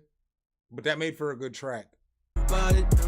Said he won't fight me, I ain't worried about it. Said he gon' touch me, yeah, I heard about it. But this nigga can't fuck with me, I ain't worried about it. They don't fucking like me, yeah, I heard about it. Said he won't fight me, I ain't worried about it. Said he gon' touch me, yeah, I heard about it. But this nigga can't fuck with me, I ain't worried about it. Hate to see me grinding, couldn't get behind it. If I seen you shining, guess what, I wouldn't even mind it. When I'm around, I hear silence, but I heard you wanna get violent. Fake as hell, them snakes dwell, you're more than welcome to try it. These bars got them intimidated, impress and pretend to hate it. Often lies, this awesome crime, I've authorized this entertainment. Snake niggas with friendly faces, drug money, get bigger wages. I'ma clean this game like renovation, I've been amazing, this innovative. Look strong, but you lack flow, talk a lot with no action, bro. Doing damage, boy, my advantage is Titanic, DiCaprio. Hold the line, go overtime, when it's showtime, I'm crashing homes. Bugging me, can't fuck with me, I told him to leave my ass alone. He whack his head, but I let him smile. I make Def Jams, fuck Kevin Lowndes. I'll chuck a foe, I'm so annoyed, but it's fuck boy, no pedophile. I told his ass like 11 times, this motherfucker, no friend of mine. Think he dope, I'ma let him shine, he gon' fall off while I'm getting mine. What's good? They don't fucking like me, yeah, I heard about it. Said that nigga's verse was hard, but this next nigga's verse though, he won't fight me, I ain't worried about it. Said he gon' touch me, yeah, I heard about it. But this nigga can't fuck with me, I ain't worried about it. Listen, we ain't got no worries. Draymond, Steph Curry. We just here to pay our respects, watch the competition get buried. This our time, no hurry. Sarcastically, don't hurt me. You a joke to me, you a ghost to me. Straight buster boy, Bill Murray. Y'all music so irrelevant. Junkie shit, no intelligence. I'm sipping tea with my pinky up. This teacup so elegant. Y'all switched it up, we the revenant. King shit self-evident. TKO be the God King. I'm heaven's first black president. All they gotta say is get him. Motherfuckers gon' get him. You go to war with them blue boys at HTL, come with it. You feelin' frog, you say ribbit. Kobe on my pivot. I'm out here with my dogs, we all sick as fuck, purple ribbon. I got ether on my tongue, dreams in my vision. And every day it's a fuck boy wanna knock me off my rhythm. What? God gon' have to forgive him, what? Cause Lord knows I ain't. What? I'm a 16-wheeler, MC killer, stay the fuck up out my lane, Damage. They don't fucking like me, yeah, I heard about it. Said he won't fight me, I ain't worried about it. Said he gon' touch me, yeah, I heard about it. But this nigga can't fuck with me, I ain't worried about it. yeah, that nigga go hard. That nigga go hard. I wanna call that nigga and talk some shit right now. Y'all don't be knowing, sometimes I be wanting to like start some shit up. Ooh. Let me see what this bitch talking about. Hold up. 2 minutes and 40 seconds? We gonna catch this shit on live. Yo, this is the response some girls giving me on Facebook. Daddy, I'm not joking. We gonna do it live. Fuck it. I don't give a fuck, nigga.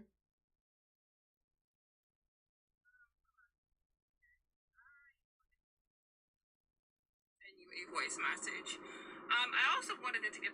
Hold on. Let's run this back. Let's run this back. Y'all can hear it in real time with me. Hello to you, CJ. I wanted to switch it up really quickly and send you a voice message. I also wanted to take time and be transparent as well. So this is the thing, yeah. And I'm pretty confident, how you're going to respond. But yeah, I don't necessarily get along with all personalities.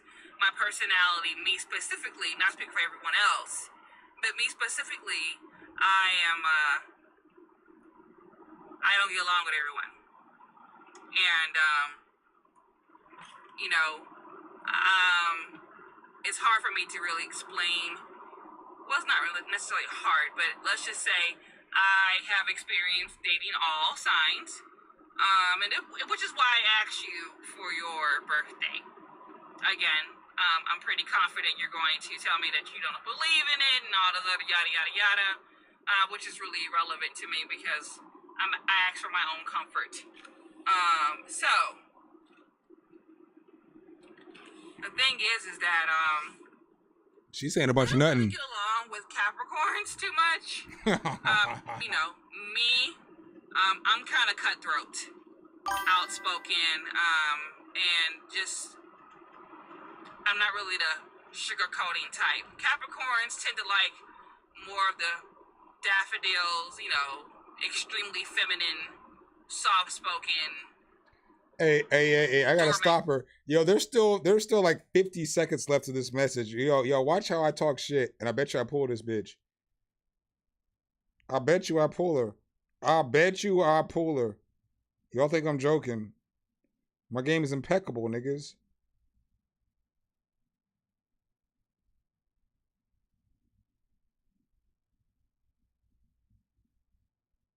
Hey, yo. Oh, hold on. That's not what I wanted to do. Why is it not? What did she say? Did she say sassy? I'm not really the doormat kind of females, and which is really irrelevant to me because I ask for my own comfort. So the thing is that I don't really get along with Capricorns too much. I'm kind of cutthroat, outspoken, and just, I'm not really the sugarcoating type. Capricorns tend to like more of the daffodils, extremely feminine. Yeah. This bitch called me feminine, dog. Hey, we gonna do this live, dog. Hey, she called me feminine and she ain't never even talked to me before. Bitch, shut your bitch ass up. You know what I'm saying? Like, you got the wrong nigga.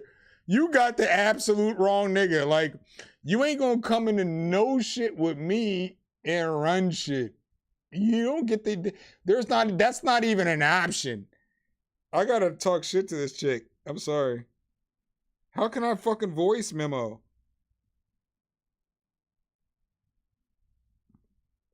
How does she voice memo?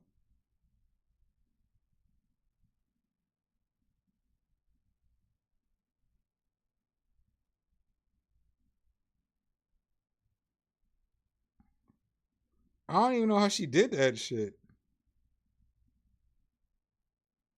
I ain't never voice memoed a nigga on this app.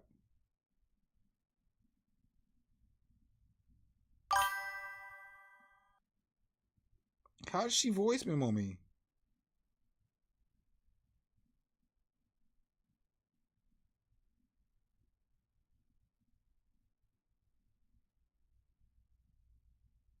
Yo. Yeah, that's not what I want.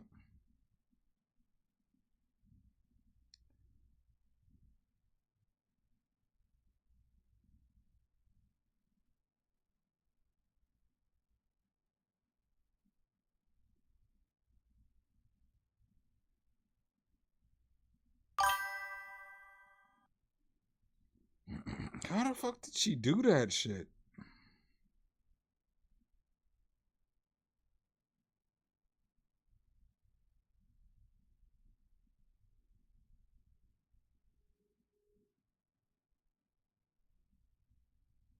Bro, this I don't know how the fuck this bitch voice memoed me.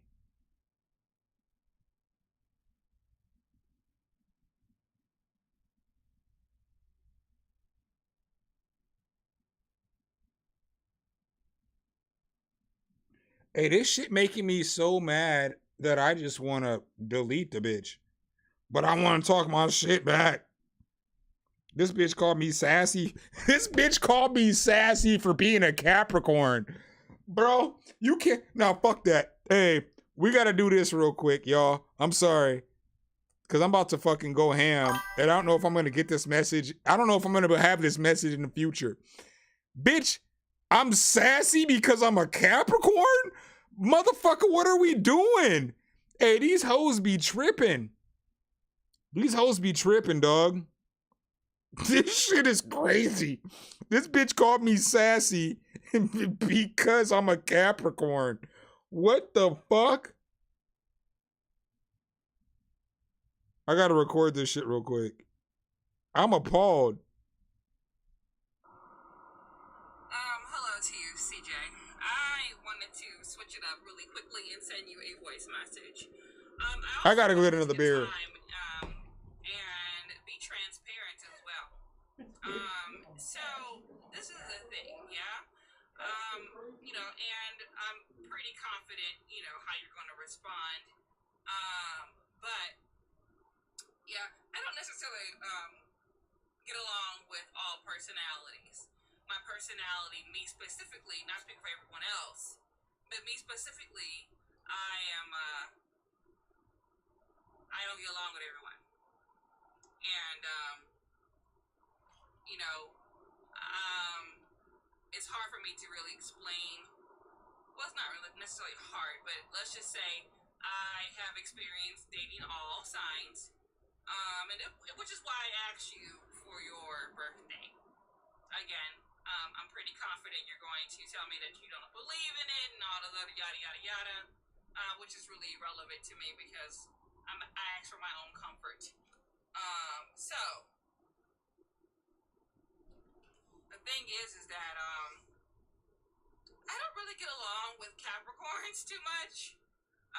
You know, me, I'm kind of cutthroat, outspoken, and just I'm not really the sugarcoating type. Capricorns tend to like more of the daffodils, you know, extremely feminine, soft-spoken, doormat kind of females. And I just want to be very transparent so that way no time is wasted whatsoever. And I just... She got a fat ass, niggas. see myself getting to know you, you know? And, you know, I'm only providing all of this because it's either I can tell you what's, you know, what I'm thinking and what's the reasoning for, you know, how I feel, or I could just unmatch you and you'd be like, damn, what the hell? You know, you also may not give a damn either. I don't know. No damn's given. That, you know, that would be, like, be a bit rude to just unmatch you for no reason. So, yeah. Nigga, hey, that's what you gotta deal with in dating in 2025. Bitch. Hey, because I want to show y'all some shit, right? Because I was already like, fuck this bitch, right? Because she was like,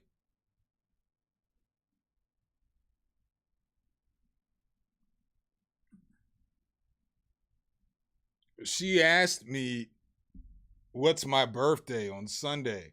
And we was having a like long conversation. So we was chatting. And then that ended the conversation for the day. And then the next day I messaged her. But I knew what she was gonna say. She was gonna say some dumbass shit. How do I send a voice memo?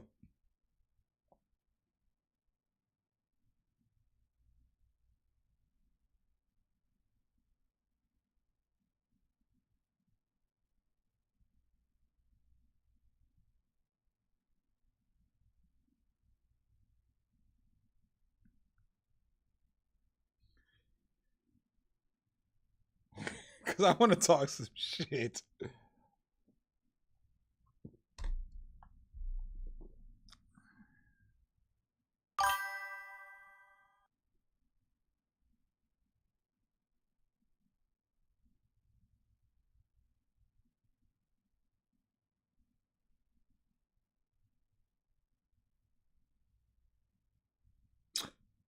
Yo, check.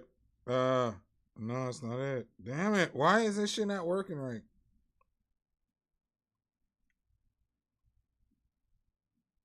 Why can't I send a voice memo?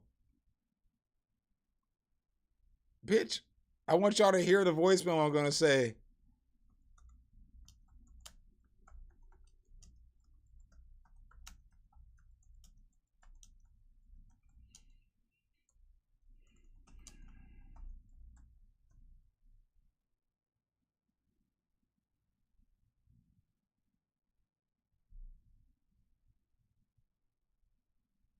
Nigga, I did that shit.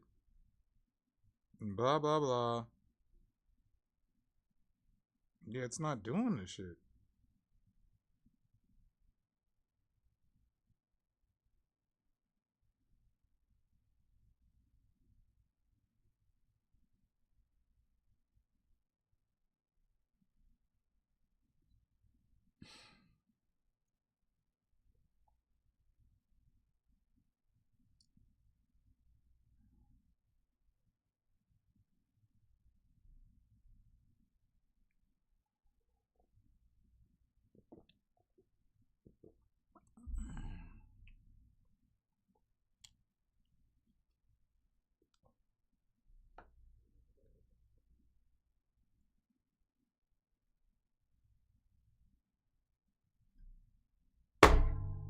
All right, whatever.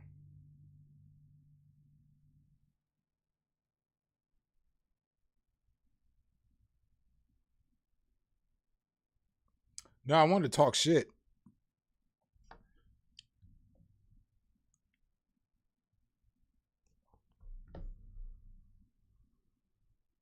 She got fat ass though. I'll show y'all. Nigga, that ass is impeccable. Claude. She cute. She cute. She is bad, dog. I'm not gonna hold y'all. She's got pictures where she looks better than other pictures, but she kind of bad, nigga. She kind of bad. I'm not even gonna hold y'all. Well, you can talk shit if you want to, but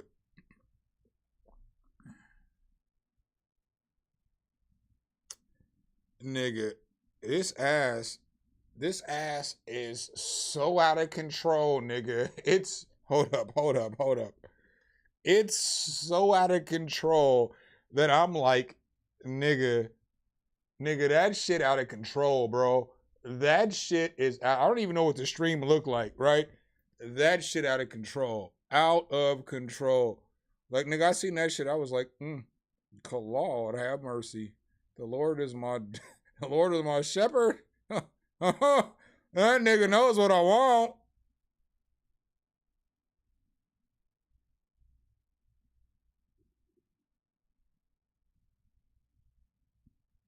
Oh, y'all ain't even seeing shit. That shit's out of control, nigga. That shit out of control. And then she cute. She cute as shit, nigga. She cute as shit. She cute as shit. You know what I'm saying? Like, she cute as shit. She cute as shit. She cute as shit. But she's fucking crazy. You know what I'm saying? Like, the bitch is crazy.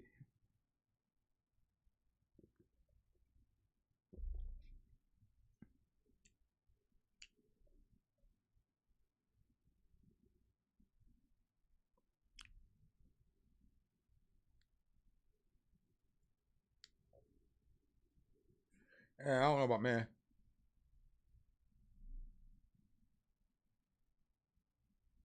Nigga, I'm 44 years old.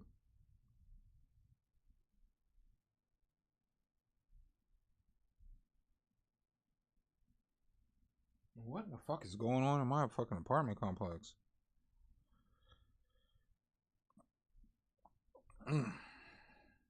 She bad. But what no one I guess what I'm getting at though is like, nigga, I don't even be answering all the people who be like in my shit, nigga. Look, I got pretty girls. I showed you earlier. I don't even respond to. I know life ain't fair. I guess this is where I was getting at earlier when I was talking about the whole life ain't fair shit. I know life ain't fair because nigga, I always got to date the prettiest chick. Life ain't fair. I mean, I'm funny. Genetics created a lot of that shit though. I got good genetics, you know? So like, I mean, I understand life ain't fair, you know? I know life ain't fair based off of my life experiences with my homeboy's life experiences. I could like drunkly stumble into a bitch and she gonna want to try to holler at me. But these niggas can put all the work in the world in and I mean, I know. Life ain't fair, nigga. It ain't.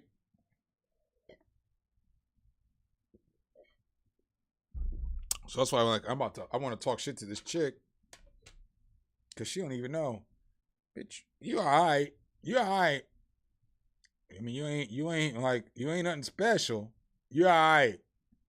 I wouldn't take you on trips and buy you bags and shit, but I'd hang out with you.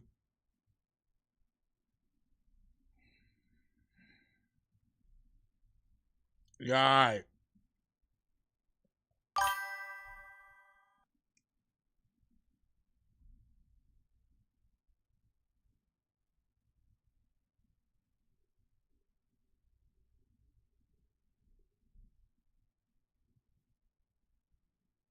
I really want to send some shit to this chick. Let's see if I can call her. I don't know if I can call her yet.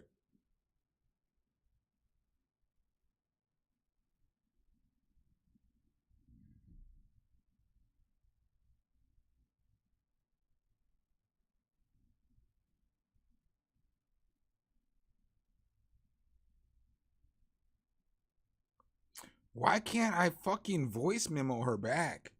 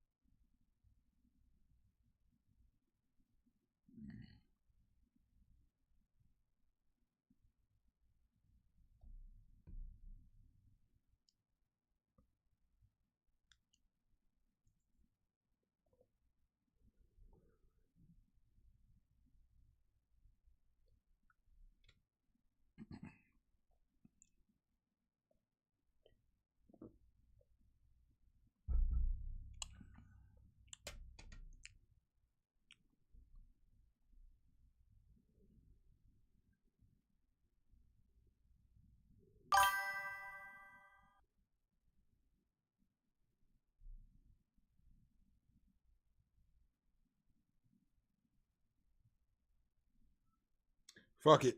We're just gonna do it like this. Yeah.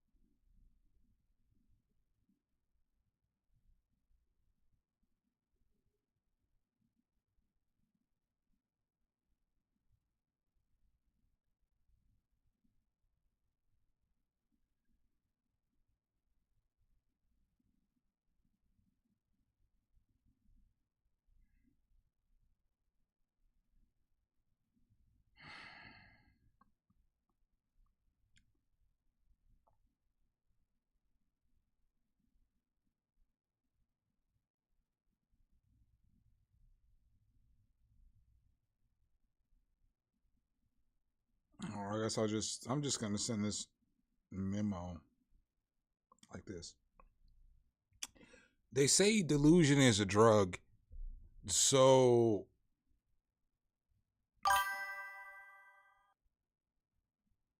you don't want to talk to me because I'm a Capricorn. But do you realize, like, the most successful marriages I've ever seen in my life are people who didn't care about astrological signs? So my mom and dad, their signs don't match, but they've been married for 42 years. My grandma and my grandpa, they was married for like 45 years. And then my other grandma and grandpa, the step ones, they was married for like 50 years, right? So none of these old niggas before your generation were like, what's your sign? I didn't message you back the day that we was talking heavy because you got all weird and asked me my birthday and my sign, and I knew where you were going to go with the shit. So I'm already not interested because you on that weird shit. You're on some shit like, what can space do to make our relationship work? And I'm on some shit like, what can we do to make our relationship work? So like, we ain't, you know, you're not even, ma'am, we're not even close to being on the same level. So I'm only going to leave this up long enough for you to delete me, because I'm going to delete you afterwards.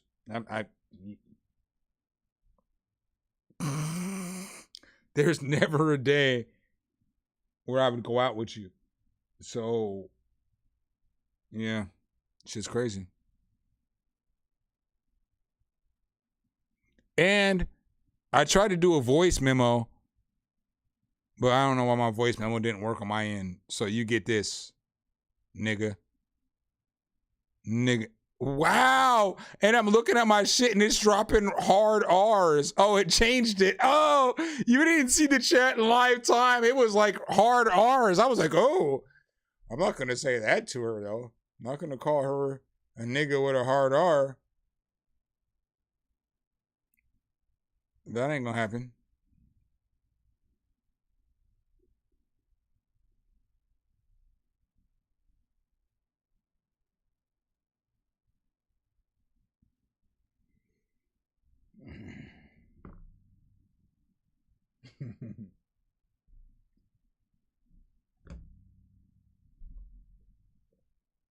No, I mean, I know y'all get that shit. Like, nigga, Brodies, let me show y'all some shit. Like, can I show y'all some shit without y'all judging me? All the Brodies in the chat, put a 1 in the chat if I can show y'all some shit without y'all judging me. Because y'all can already kind of see the shit, right?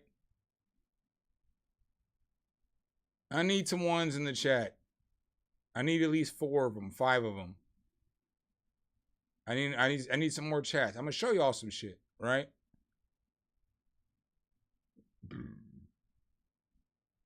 All right. So over here, you've been seeing this shit right here. Nigga, it's air mattress, bro. It's just literally air mattress. It's air mattress. You know?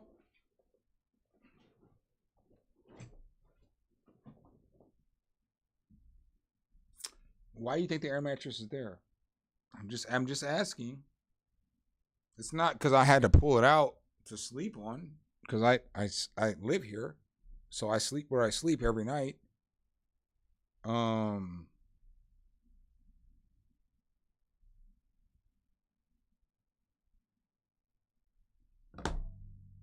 It's there for a reason, you know? I'm very active. Well, I don't want to say that shit. I'm not very active. I'm not very active. I'm active enough. Ooh, I'm trying to cancel myself today. I'm active enough. You know what I'm saying? So it's like,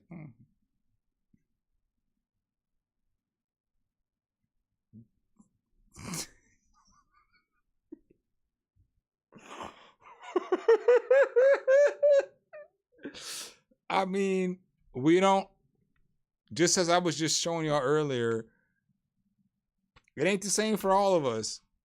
Nigga, I fuck with bitches, nigga. I'm like, well, I'm not fucking with chicks. I'm not trying to fuck with chicks, you know? Like, I just bump into chicks and they be like, they fuck with me, dog. I don't know. I don't have the answers. I know it's genetics, nigga. Cause I know I got a good smile. I'm funny. I make them laugh. And then immediately a girl wants to hang out with me. Immediately. Cause I'm funny. I'm cute. I make them laugh. I get it. I get it. I get it, nigga. I get it. I get it. Let's get it, bro. I get it, bro. I get it. Like, y'all niggas don't even understand. I choose to wear glasses. I could put some contacts in.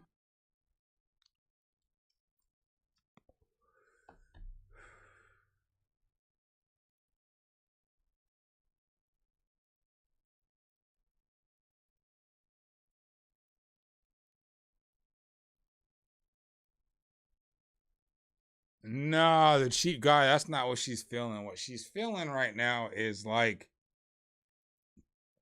that astrological shit. I don't do that shit. But I can't delete her yet because she ain't seen my message. I might still hit though. You know what I'm saying? I'm just saying, no. Yo, this shit ain't over. It could be a quest for I.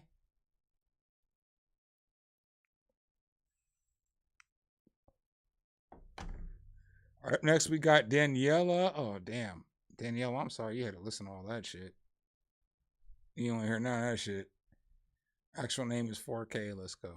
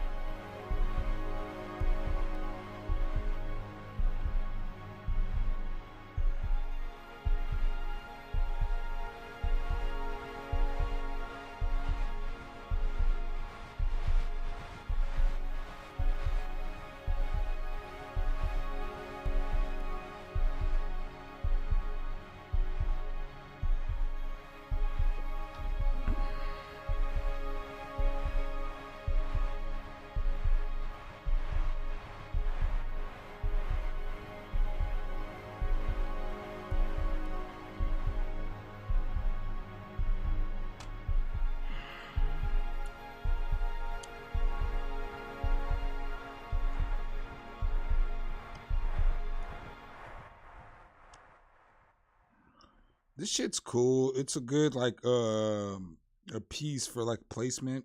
So you'll be getting like a car commercial. Or like the start of a movie as the intro. You know, or something like that, you know? This shit's cool. What's up, Preston? Preston, let me give you some love, nigga.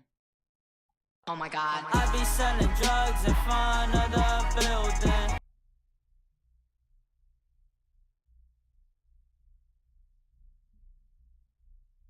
Ah, fuck. I need to eat something.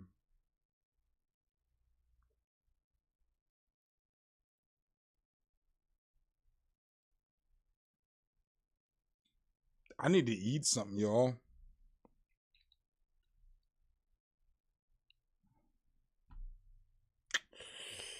No, I think I might pack it up and be out of here.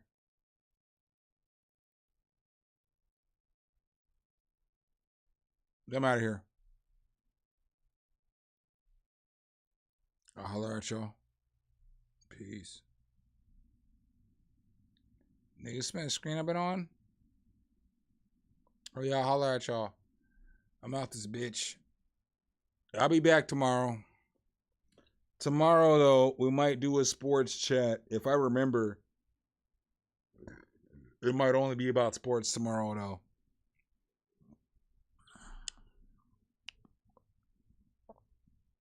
We'll see how that goes. But I'll holler at y'all. All right, y'all, I'm out.